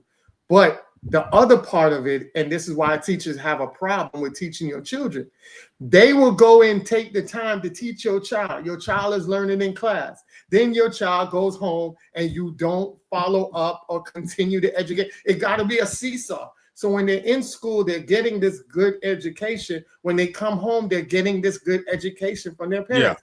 They go back to school. It's a seesaw. The problem, a lot of these teachers reach out to me and say, Aunt, when I teach these kids and I have them on the right path, they go home and the parents don't do shit. So it's like I'm not doing anything because you're not implementing that stuff at home and continuing your education. So education always should start from the home first. And I'll land my plane on that. Yeah, all facts, man. And again, I send healing energy to that sister. Hope everything is okay over there, whatever the case may be. But I don't know. It was just very, very strange. And this has been going on for about a year, where people have been sending me these posts from her saying, okay, she said these toxic things, and I kind of ignored it because unfortunately, with certain people, you can't talk to them, because they're going to react like that. And that's exactly what happened. And that's the reason why you're Yeah, the reason why you're saying something to her, and people got to understand when somebody's saying something to you, they love you. And the problem is they're seeing a pattern. They're seeing you're failing and failing and failing and failing. No matter how much you mask it up, no how much you say you love this entity, and I'm not going to say it because then they'll know who I'm talking about. But as much as you say you love this entity and you filled with this entity, but you're not displaying yourself in that entity, even with your own, inside your own house is crumbled. You don't want to show everybody outside that inside your house is fucked up. You're going because you have this whole image that you're trying to portray out there, and the inside is crumbling. And we're like, yo, as your friend, we're trying to show you, like, this is not working. This is why you're in the situations you're in. You got to take heed to people that's saying stuff to you because they're doing it out of love and the love for you.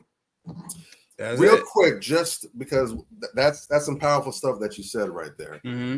We have to be very mindful, and this is a trap that a lot of people who are trying to be influencers, whether they're trying to be a YouTube influencer, trying to be a social media streamer, or an entertainer, whatever, you have to be very careful about going into those areas, because the biggest thing that you have going through, basically what makes you your money, is your image, your brand. Your brand. As Professor Black said, brand is basically perceived value. So you try to present yourself a certain way. You curate your pages, your profiles, your platforms a certain way. You want to portray a certain thing. Anybody and everybody that puts themselves out, even us, we're no different. We have our brand. We have our platform. There's a certain way that we curate and present ourselves, and there's a reason why we do certain things. There's a reason why, you don't see any of us recording live from a trap house. You don't see nobody with in a brown panties and a little a COVID mask, cutting product and putting in bags. There's a reason why you don't see that. That's not what we're trying to portray. Facts. So we all do that. But you have to be careful about being so concerned about your image and your brand that it becomes a prison for you. Yeah. Where you don't want to, based off what you said, where you don't want to go ahead and expose certain things or be transparent or whatever, because you're afraid that it's going to cripple you and it's going to sabotage your money. I had a friend, I'm not going to say who it is, but I have a friend who had a platform based on family. They're very pro-Black, they're very pro-marriage, and for the longest time, they had made that part of their image, and they wanted to sincerely go ahead and help others have what they have and to really cultivate that. So they made themselves a coach of that sort. They were pushing it out there. They used themselves as a teachable tool, the lesson that they learned from their family and so forth. And from what I'd seen on the outside looking in, they were doing great work with it. But then an issue happened. And what ultimately happened was they ended up getting divorced. It was unexpected. It wasn't anything happened, but there were legal issues outside of the marriage that occurred, and resulted in their spouse getting arrested. And I believe there's still a trial, or there's still a whole case going on. But basically, the person, as soon as it came to light, they divorced a significant other, and for good reason. It wasn't the case of they bailed out when things got soggy. No, they did the right thing. And what I respect the most about that person is they could have chosen to just keep it on the hush.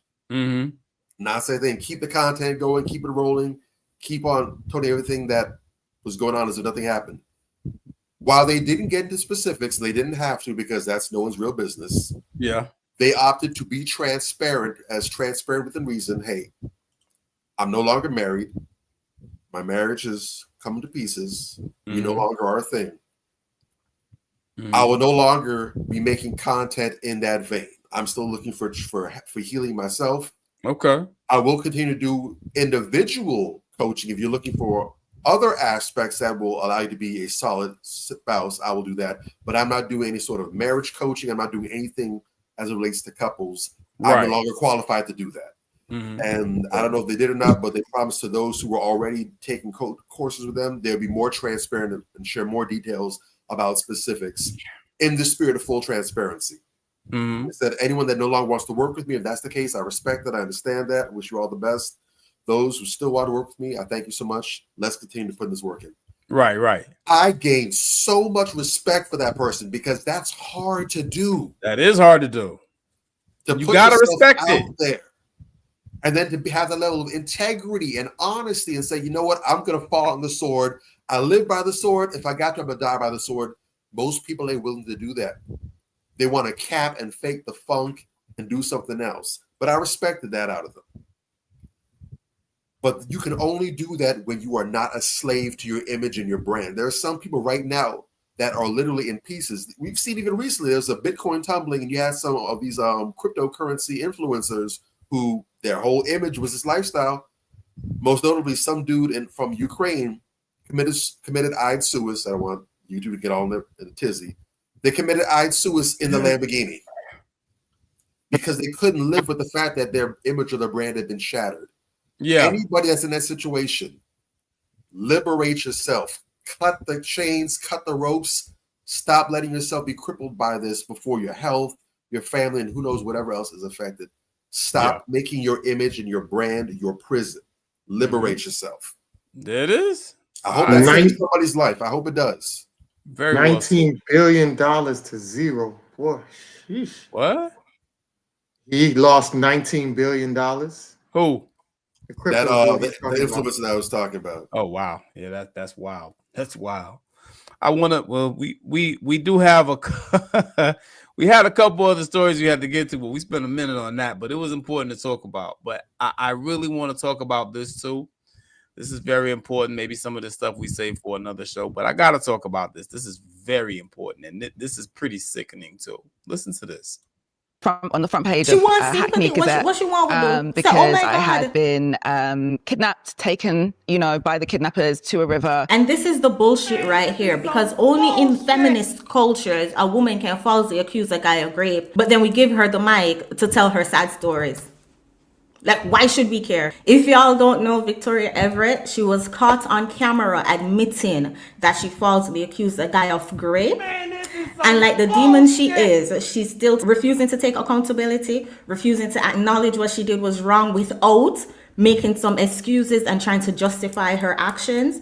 She got interviewed by this podcaster, I'm going to assume over in the UK. We're going to dive into it. You know how they do. They move the goalposts, they deflect, they go around and around and around when you ask them one question.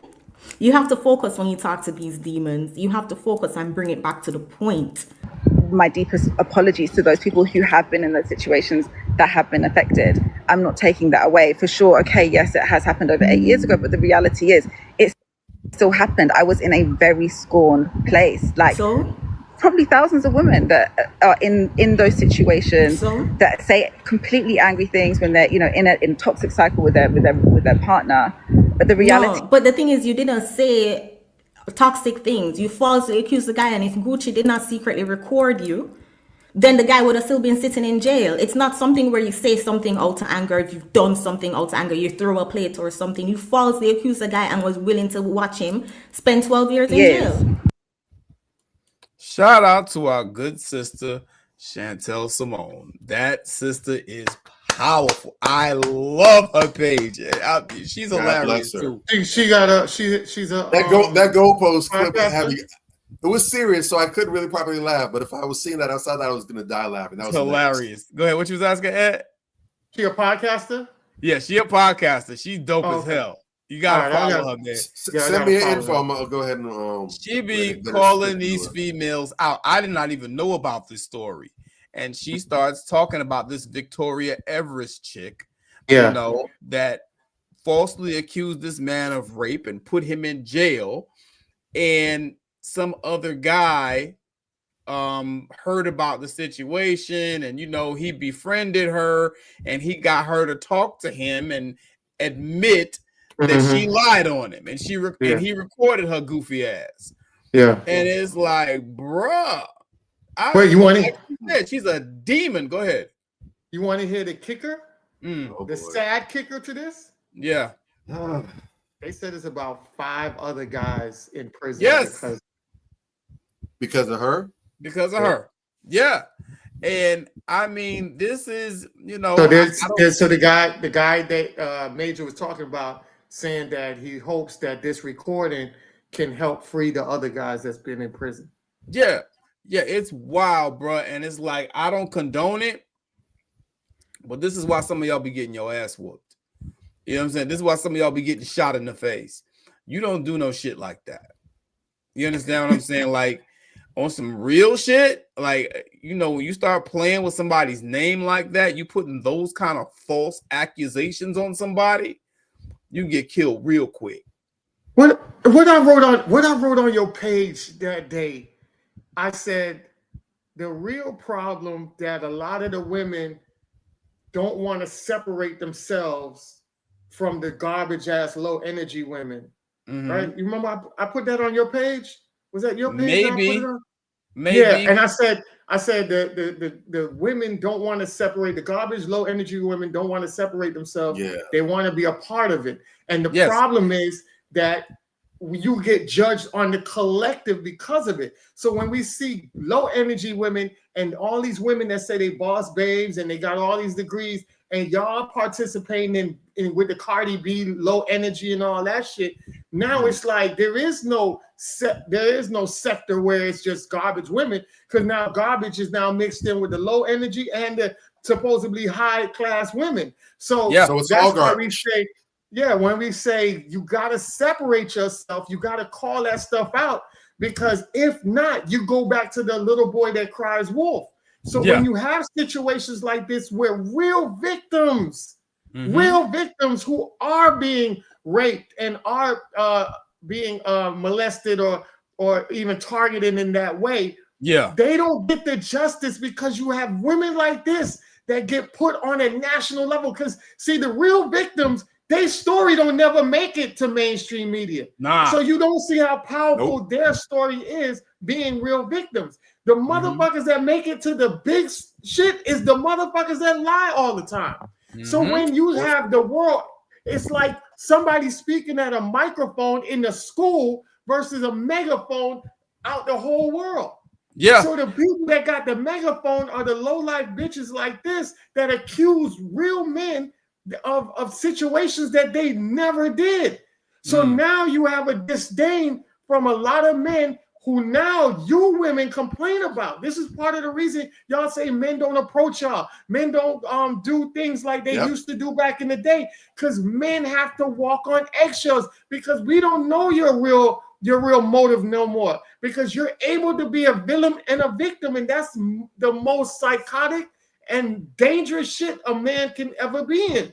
That's why now the safest thing for a man to do is move with intentions. Because if you're not moving with intentions and you're being this guy with no dick discipline and you all over the place, you can get put in a serious situation and you could be totally innocent. Because remember, at the end of the day, and I'm gonna land my plane with this, at the end of the day, fellas, you're a villain before you're a victim. A woman is a victim before she's a villain. Remember that. That's how it go.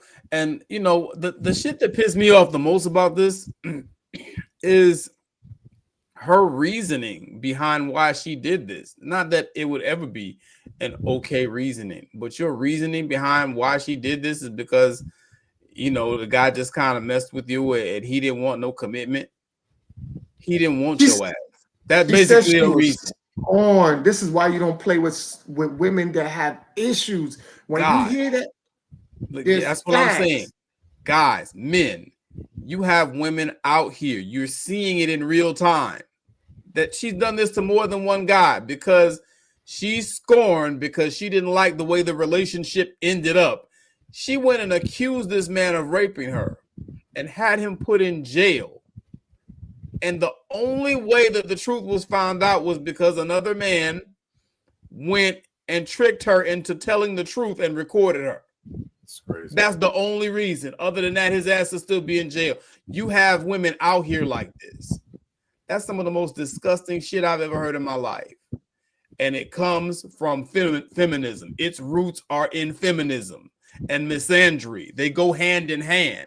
So when you hear these women start talking reckless and start every post they put up, they low-key taking a jab at a man, that is misandry. And like Ant just said, if you're associating with these fucking knuckleheads, then we don't know the difference between them and you. You understand what I'm saying? I mean, you still have tons of women that follow this woman after they know about what she did. What does that tell you? You understand? And I'm telling you, like, guys, y'all need to start looking. Really, it's a thing. Women's social media behavior is a thing. It tells you so much. You understand? What did you say? You were talking earlier about, you know, some of these women that's out here co-signing the Cardi B's of the world and co-signing the Nicki Minaj's of the world and all these other toxic ass bitches that don't represent anything positive for black women. And you co-signing them and reposting their song lyrics and, you know, talking about, you know, oh, you got to go to their concert, get a VIP ticket. For what? Bitch, you remember? For what? You remember they were saying they were condemning all the men who was out there listening to R. Kelly music, right? Oh, how can you listen to a pedophile and all this stuff like that? But you never hear them condemn Cardi B, who was out here drugging men and doing some real fucked up shit by having transsexuals have sex with them without them knowing. And then on top of that, to the new era now, where she's having sex with guys, like you're still married and you're having a child from another dude who has children before, and y'all, as women, y'all claim that y'all good women. No good woman would follow a woman that behaves like that. Facts. Or try to justify that nonsense. Facts. Come on, bro. Wake up. What the fuck is wrong with y'all? Like, I don't get it, bro. I really don't get it. Like, people, and these are, what's crazy to me is that these are some of the more educated, more intelligent, supposedly more intelligent, more educated, more high echelon women that are supposedly so classy and so great. And it's like, bro, I'm gonna keep it a buck. I don't listen to NBA YoungBoy. You did? I don't. You know, even Future. Some of his shit sound good, the shit that's on the radio, but when I'm listening to my music, I don't have none of this toxic bullshit on my playlist, bro. I just don't. You know what I'm saying? And even if I do got a couple little toxic songs that's a radio bop or whatever that I like, there's no way in hell I'm paying no money to go see these niggas. And you never see me promoting them on my page, giving them all this free promo. Oh, you got to go hear that new Lil Wayne. Lil Wayne is an idiot. He talks about nothing. His music is about nothing. What the fuck I want to listen to that for? Future the same. NBA YoungBoy the same. Kodak Black the same. What the fuck? I listen to Kendrick, Cole, and two other niggas in hip-hop at this point in my life because I'm an adult. The fuck is wrong with y'all? Like, seriously. Growth shifts you. Growth shifts you. Growth shifts you. Yes. The music we listened to when we was in our teenage years, we don't listen to in our midlife, like in our 20s and 30s. Why would we? You might have some like R&B, like, you know, Silk and all those other, but for the most part, the things you grew up with, the songs you grew up with, when you start growing, they fall off because now you get into, you might go from rap to now classical to jazz, classical, and you elevate in that way. You know what I'm saying? Yeah. Like when I clean the house, I used to clean the house to the 80s music. You know, now I'm cleaning the house to jazz or something classical. You know what I'm saying? Because as growth shifts, your mindset shifts. Also, the things you tolerate shifts. Yes. And that's what makes you a better person. That's how you know you're growing into where you need the spaces that you need to grow. If not, you're listening to music that you're listening to in your teenage at the age of 60. You the old nigga out here doing young shit. You the old nigga in the club still chasing people that could be your granddaughter's age. I know some niggas like that. I ain't friends with them, but I know them. Yes. You know, it's because the funny thing is we see this all the time and even speak on this, but people fail to make the connections. Because most recently was last month, he caught some flack and he deserves all the flack. He's a gigantic green, but not even a yellow. He's a big old green booger Mr. Guillermo Jones, aka Jim Jones. Oh God, I hate him. Oh my God. They were laughing at him because Jim Jones, I think he's older. I don't think he's 60 just yet, but I think he's closer to 60 than he is to 50. Yeah. He's up there. Because I know Camden they were like 50, 51. So I know he's close there. But he was taking flack because he out there literally looking like he was stuck in a time capsule back in the early 2000s. This man out here wearing jorts. He got on J's, looking like he's trying to be cool from back in the day. People cracking like, bro, you old as hell. You got gray hairs. You got wrinkles. Still doing prison poses and shit with the money phone. Nigga. Looking like at any time you might just break up with Tourette's syndrome, like Dipset. Yeah. You look ridiculous. And he even talked about it on his podcast. I don't know why he's on that podcast. It makes no sense. Trying to justify it, talking about, well, these are the styles that were in trace. Like, well, most people when they grow up, they still wear the styles that were in when they were coming up. No, they don't. Nigga, no. Certainly not to that extent.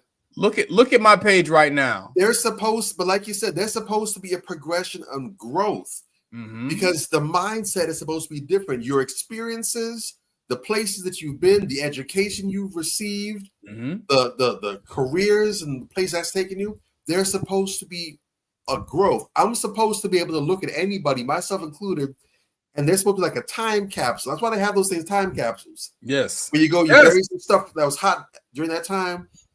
A decade, 20 years later, 50 years later, you go dig it up. Wow, that was in style back then. That's crazy. Or when we look and see the clothes that we used to wear back then, the platinum FUBU outfits and everything. Yeah. I used to wear those. That's crazy.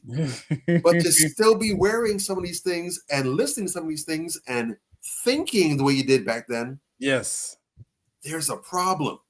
That means you're in a state of what they call arrested development. There's been no progression. You still have the mind of an adolescent or from whatever period you were back then. And it's disturbing, especially if, like you mentioned, Major, if you're a person that you have this huge career, you have this advanced education, you're making this money, you're going on trips all the time out the city, out the state, out the country even. You're meeting these high profile people, but you still have the same mindset of a snot-nosed teen something from back in the day. Something's wrong. You've been doing all this stuff, but there's been no mental progression. You're doing it wrong. Facts. Look, man, I made this argument with a brother I was talking to the other day who was talking about the Carter 6 and how it's trash and, it's this and it's that. And I told him, I made the argument, Lil Wayne has always been trash. It's just that now you're old enough to understand that he's trash. You know what I'm saying? Like, because this nigga, he can spit. I'm not going to sit up here and argue that Lil Wayne can't rap. He absolutely can. I will never tell a lie on you. The nigga can rap. His metaphors are dope. His similes are dope. All that shit. Onomatopoeia, all that. But his music has always been about nothing. And when you're older, you like this nigga just calling out words and making them sound fresh, but he ain't talking about shit. You get it now. You know what I'm saying? And that's the thing. Niggas, grow up. If you don't do nothing else, grow the fuck up because y'all be looking crazy out here. Just the same way that y'all was talking about those other guys, that's how these women look out here. They looking crazy in their 30s, 40s, 50s, and some even in their 60s with a pink wig talking about they gonna get VIP tickets to the Pink Friday concert. What? I saw a post the other day. It was a video that a girl did on TikTok and they shared it on Facebook where she's like 21 or something. And she was basically taking a shot at all the aunties. And according to her, aunties are women 27 and up that are trying to compete with her. You're trying to be like me. Same thing saying you about how your coochie already run through and everything. Stop trying to compete with me, trying to outdo me, trying to be me. Just because you're already old, you're out the game. And the funny thing, and what I was laughing at, because, like y'all, we think the same way in a lot of respects. We look and read between the lines, and we look to see what isn't being said and what actually is being said. And I noticed that both what the young woman said and the way the video was captioned, it made it explicitly clear that the shots she was firing, yes, she mentioned women who 27, but she specifically mentioned women 27 and up who were competing against her. She didn't say this for all 27-year-old women and up. The 27-year-olds and up that are out here trying to compete with me and women like me. And don't you know, I'm there just looking in the comments. Like I got the same grin Denzel had. And Malcolm X, like, yeah, that brother's starving. Yeah, I had that same grin on my face, like, yeah. And I'm looking at all of the women triggered. Talk about you. She better be grateful. She better hope she can get the 27 XYZ. I'm seeing all the sass, and I'm looking at and a couple other brothers picked up on it, and I'm like, good, we out here. And they all said the same thing I was thinking. She called out the women that were in competition with her. If you are not a 27-year-old and up in competition with her, why are you so mad? Yeah. Taking strays.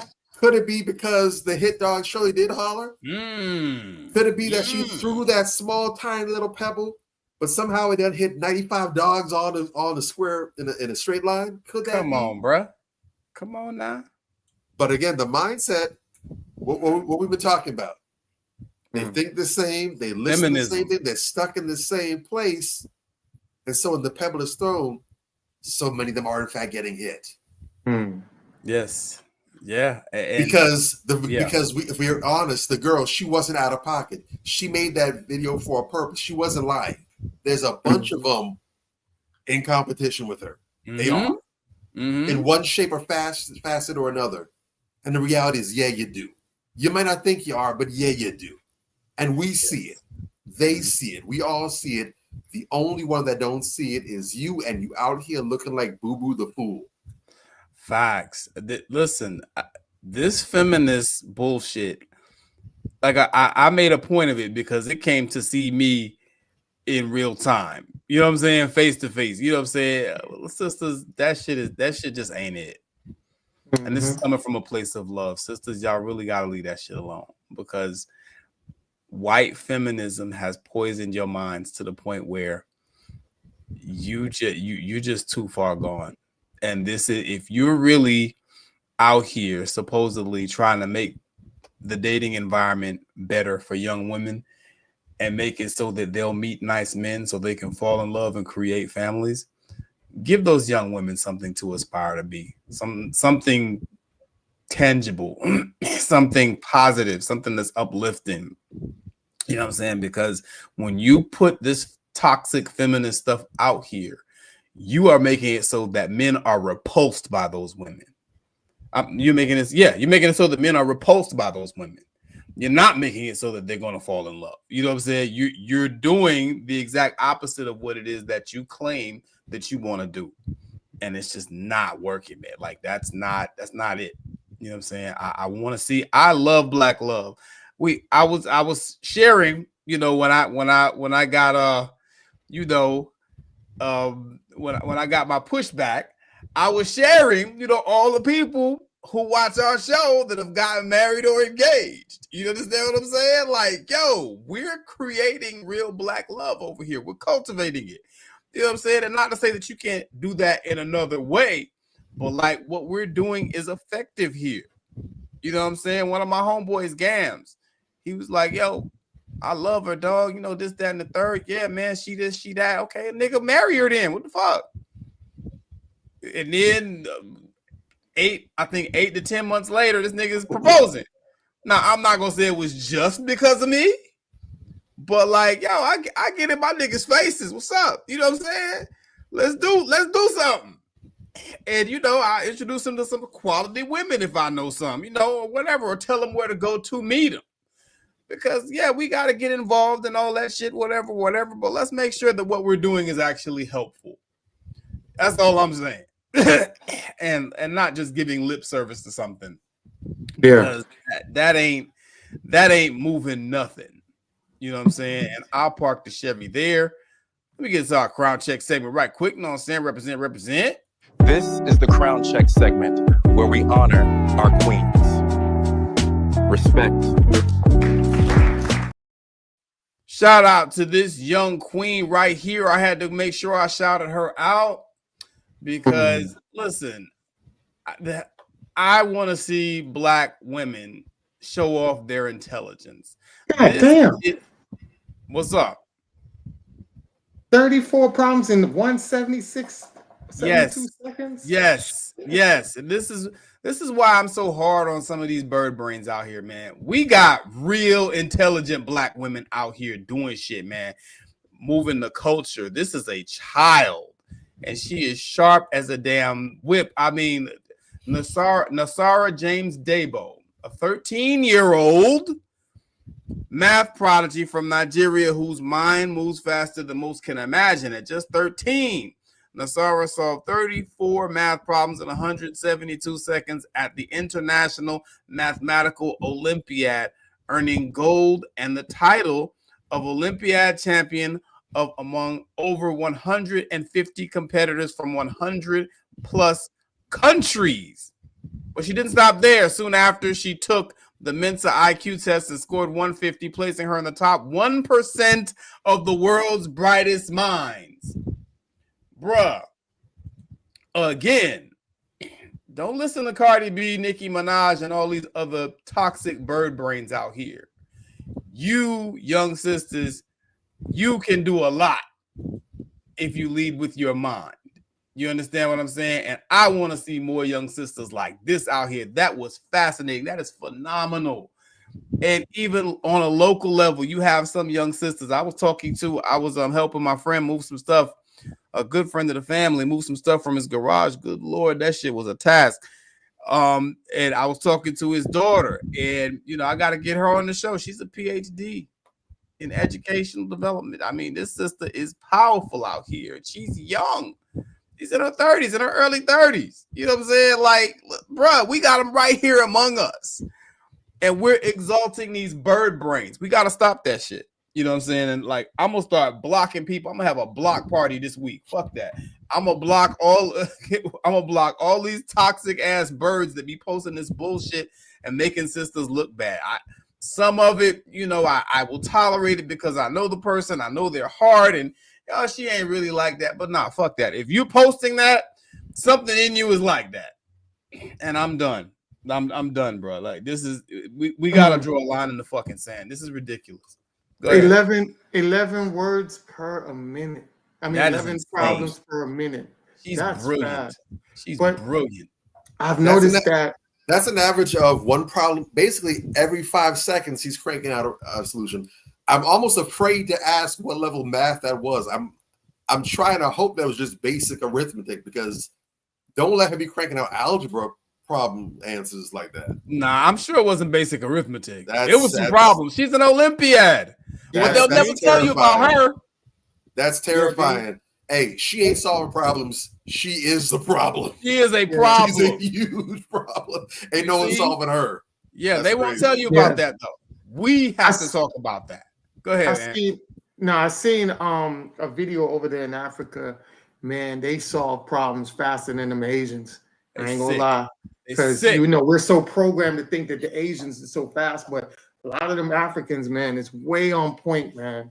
And it's legit. But and it's legit solved. I'm not gonna get into some of the truth behind some of those scores from the Far East. No, the Asians, but they use an ancient machine. I don't know what but you move the beads over like the ball. The abacus. Yeah, the abacus. Yes, they use that, man, and they are that's how they learn. So when they see the numbers, I'm like, God dang. I'm sitting here like 1, 2, 3, 4, 5. But yeah, man.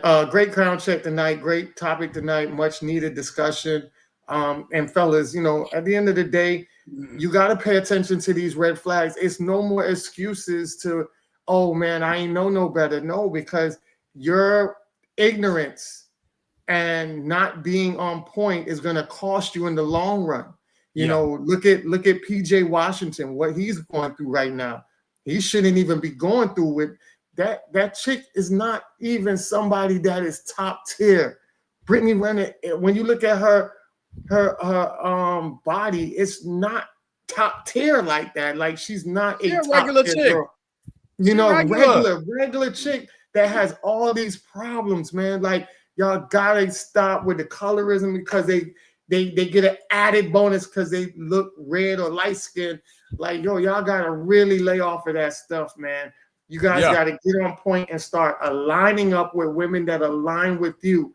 Stop being reckless with your, have discipline. And shout out to the guy, I can't remember the bald-headed dude. I think his name is Greg or something like that, with the beard. And he got on Cam Newton's show, and he checked him about that stuff. You know what I'm saying? Some of that stuff he was doing is like, yeah. I think Greg is his name. Greg, something like that. I can't remember. Bald-headed dude with the beard. But he was holding them accountable. And that's what you do, man. You hold people that are out here, you see, living a little reckless, like, yo, tighten up. You can be better than that. Because like I tell people all the time, whenever you have different households, you're spending extra money. Facts. Because see, what happens is if you have 4 children under one house, if you have 4 children under one roof, and then your other life you have under your one roof is just you, and you have let's say 8 children out there, or even 4 children. Let's put 4 and 4.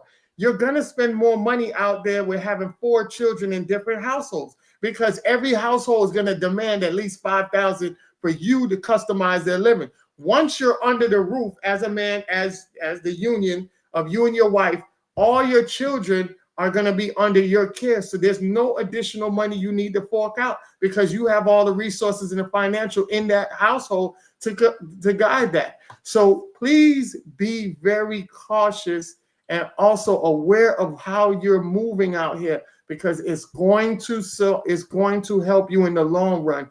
And part of your health as Black men, a lot of y'all don't get checked out, which you should get checked out. But part of your health is also living a stress-free life. And you do that by lining up with a woman that's going on this journey of life with you that will be just as stress-free as you. And I'll land my plane on that. All facts. Bobby Drake. Absolutely. Yeah, the thing is, all of these issues do have a direct impact on us as far as stress goes. But we understand that stress is a killer. That's all kind of different things that could weigh in on us, from strokes to heart disease to blood pressure, cancer, even ailments that they don't have a name for. There's some people that go to the doctor and they have chest pains or whatever the case is, their weakness or fatigue, whatever the case is, and the doctor can't find nothing wrong with them. They've run every single test known to man: MRIs, cat scans, dog scans, puppy scans, every kind of scan known to man, all kind of tests. They've done blood work, and they can't find anything wrong. When the reality is, a lot of it is stress. They can't put a finger on it, but it's just that you're literally so wigged out that the pressure has to find some way to go, and that's the way that it's coming out of you. When you eliminate stress, you'll find that the quality of life you have is so much better. And stress isn't just a result of working, but it's also about the people that you have in your life. And a bad woman can definitely or negative women can definitely cause you those issues well too. See, in biblical. Why is King Solomon put there right there in Proverbs? It is better to live outside your house on the corner of a roof than live under a roof with a quarrelsome, combative woman. It's the elements and all, thunderstorm and lightning out there. You better off playing hopscotch with lightning bolts A, B, C, 1, 2, 3 than living with this heifer if she's not in alignment with you. So, fellas, make sure that you are doing your part to keep these out of your life, to be able to recognize them, and to make sure that you live a life in accordance with that, where you're only allowing peace, positivity, constructiveness, and production to be the watchwords and the bywords under your roof. And to the ladies, make sure that you're doing your part. Like Anthony said, we're no longer at a point where we can just play, innocent bystander. I'm just on the sidelines. Nah, baby.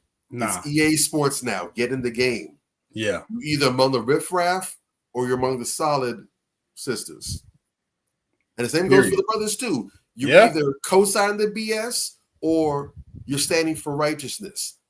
We are too far gone for anyone to be trying to straddle the fence or to try to hop in. You're either in or you're out. Mm-hmm. Yeah. You ain't told no lie, Bobby Drake.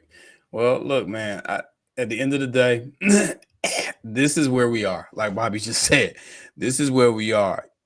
Y'all got to start drawing a line in the sand and get these bullshit ass people out your face. What's up? What's up? My ops, boy. My ops. I thought you were frozen. Oh. I thought Bobby was frozen. My ops said it though.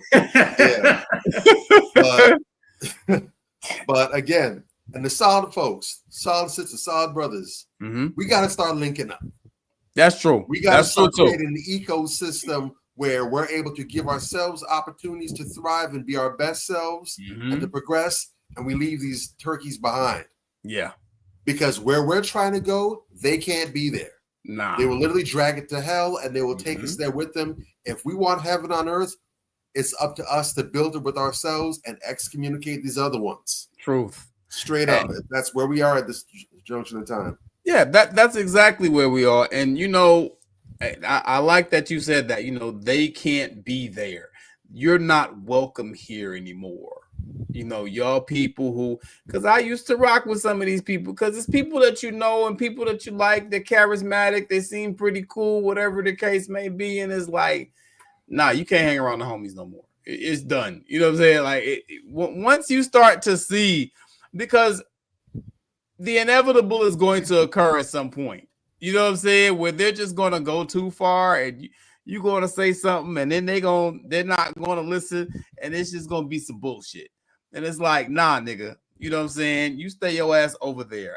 I am totally in support of that. And I like you said, we got to start building our own ecosystem because white society, white supremacist society, they love to elevate the riffraff. They love that shit. It makes us look fucked up. It makes them a lot of money at the same time. It's a win-win. And the reason why it works and it's so effective is because it's too murky. We have the allegedly solid ones that can't stop moonlighting and joyriding over here. So it works. But when there's a clear line in the sand, they over there, we over here. Yeah. Then that doesn't work anymore. They try to hold them up. They're like, yeah, no, that representative Joker's over there, but we got a whole different society over there. It's night and day over there. It don't work. You got the Angela Rise of the world. When she decided to do her podcast, what did she call it? Sophista Ratchet. The fuck, man? Like, really? This is one of the more educated, high echelon black women, supposedly very intelligent, all this bullshit. You call your podcast Sophista Ratchet. What would Asada Shakur say? The fuck you doing? What would Harriet Tubman say? I really think, and low key, a lot of these people that be on this shit, that co-sign a lot of this fuck shit, I like to reserve this term for people that it really applies to, but I am right now. They some fucking coons. You understand what I'm saying? We don't call them coons because they don't look, they're not directly doing things that impact black society, like say a Jesse Lee Peterson or a Clarence Thomas or any of or Candace Owens or whatever the case may be. But what they're doing is just as negatively impactful. You a fucking coon. What do the fruits look like? What do the fruits look like? That's it. The tree might look like a cactus. It might look like a redwood. It might look like a maple. But if you look at the branches and you see a grapefruit hanging from there, it's got to be a grapefruit tree. Well, come on now. What are we doing? So that's where we at with it. Big kudos again to the sister who's literally racking up bodies at the Math Olympiad. Amazing sister. Serious. 34 problems, 172 seconds, average of 5 seconds per problem. That's where we need to get to. That's the gold standard right there. Yes. We appreciate everybody for kicking and rocking it with us this week, as usual. All our IG family, all of our YouTube family, our Facebook family. We apologize for the late start. We had some issues with StreamYard, but don't worry. We're on the job with that. Promise that this is not going to be going on too much longer. We're going to get ourselves up to the standard that you guys want for us, that we have for ourselves. Yes. Represent the brand like only Manifestations 2020 can. We also want to thank everyone that was rocking with us live tonight. All our folks in the chat tonight. Tanya Ingram, Danny the Goddess, we got Dell, and a couple others. We appreciate you all. We'll see you all next week. Same time, same place. And of course, again, I don't know why I keep saying this because I know it's already been handled. But just in case, make sure you subscribe to us. Double check. There you go. There you go. Make sure you click the bell icon and that all of the notifications are on. So as soon as we go live, you know that we are here in this place to do what we do.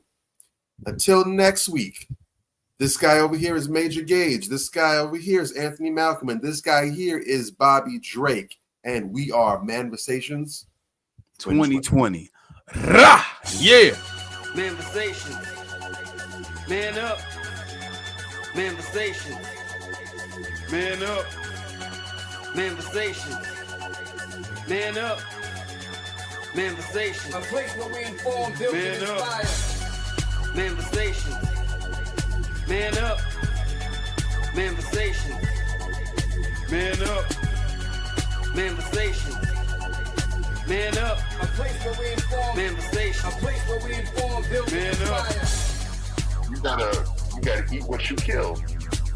You gotta go out there, you gotta hunt for your meals. We all have that ability to connect with people, to be that motivational person in somebody's life. You gotta let people know there's certain lines you don't cross, and that there's gonna be consequences if you do. Man up. If you are an adult and you are in a relationship, that person's emotions are not your responsibility. Man up. Manversations. Man up. Manversations. Man up. Manversations. A place where we inform, build, and inspire. The devil, during slavery, destroyed the masculinity or manhood of the so-called Negro. No man. No man. Right now you got to be trained all over again to be a man. When someone is obligated to do something, it is binding upon them to do it. And failure to do it causes reaction. Man up. Position make you rich. I don't have that type of richness. My richness is life forever. If that people knew that glorious path, if that people knew that glorious path, if that people knew that glorious path, then they would be more inclined to respect themselves. I'm not saying I'm going to rule the world or I'm going to change the world, but I guarantee that I will spark the brain that will change the world. And that's our job, is to spark somebody else watching us. A place where we inform, build, and inspire. Manversations. Man up. Manversations. Man up. Manversations. Man up. A place where we inform. Manversations. A place where we inform, build, and inspire. You want to tell me about yourself? Go get your friends. I'll tell you who you are based on who your friends are. Don't just live and die. That's an ugly existence. Make your life matter, make your life count. Live a life where people can actually mourn you for the things you left behind, not just because you were around and existed. We need strong black nuclear family. Yes. Yes. That's what it is. Mother, father, son, daughter, all in the same house with a focus on the family unit as a whole. We had Tulsa, Atlanta, New Jersey, Detroit. We had Rosewood. We had Black Wall Streets all over. The Republicans aren't for us, but the Democrats aren't for us either. And we should have no alliance to any political party. We only have alliance to what is in our own best interest. A place where we inform, build, and inspire. Manversations. Man up. Manversations. Man up. Manversations. Man up. A place where we inform. Manversations. A place where we inform, build, and inspire. At the end of the day, as men in the community, we must stand together and be counted because people look to us for guidance, leadership, and protection. And if we are not about that business, we are not on our job. Here we have grown-ass man conversations in the spirit of that purpose. Anthony Malcolm, Bobby Drake, Major Gage, we are. This is Manversations 2020. Manversations. Man up. Manversations. A place where we inform, build, and inspire.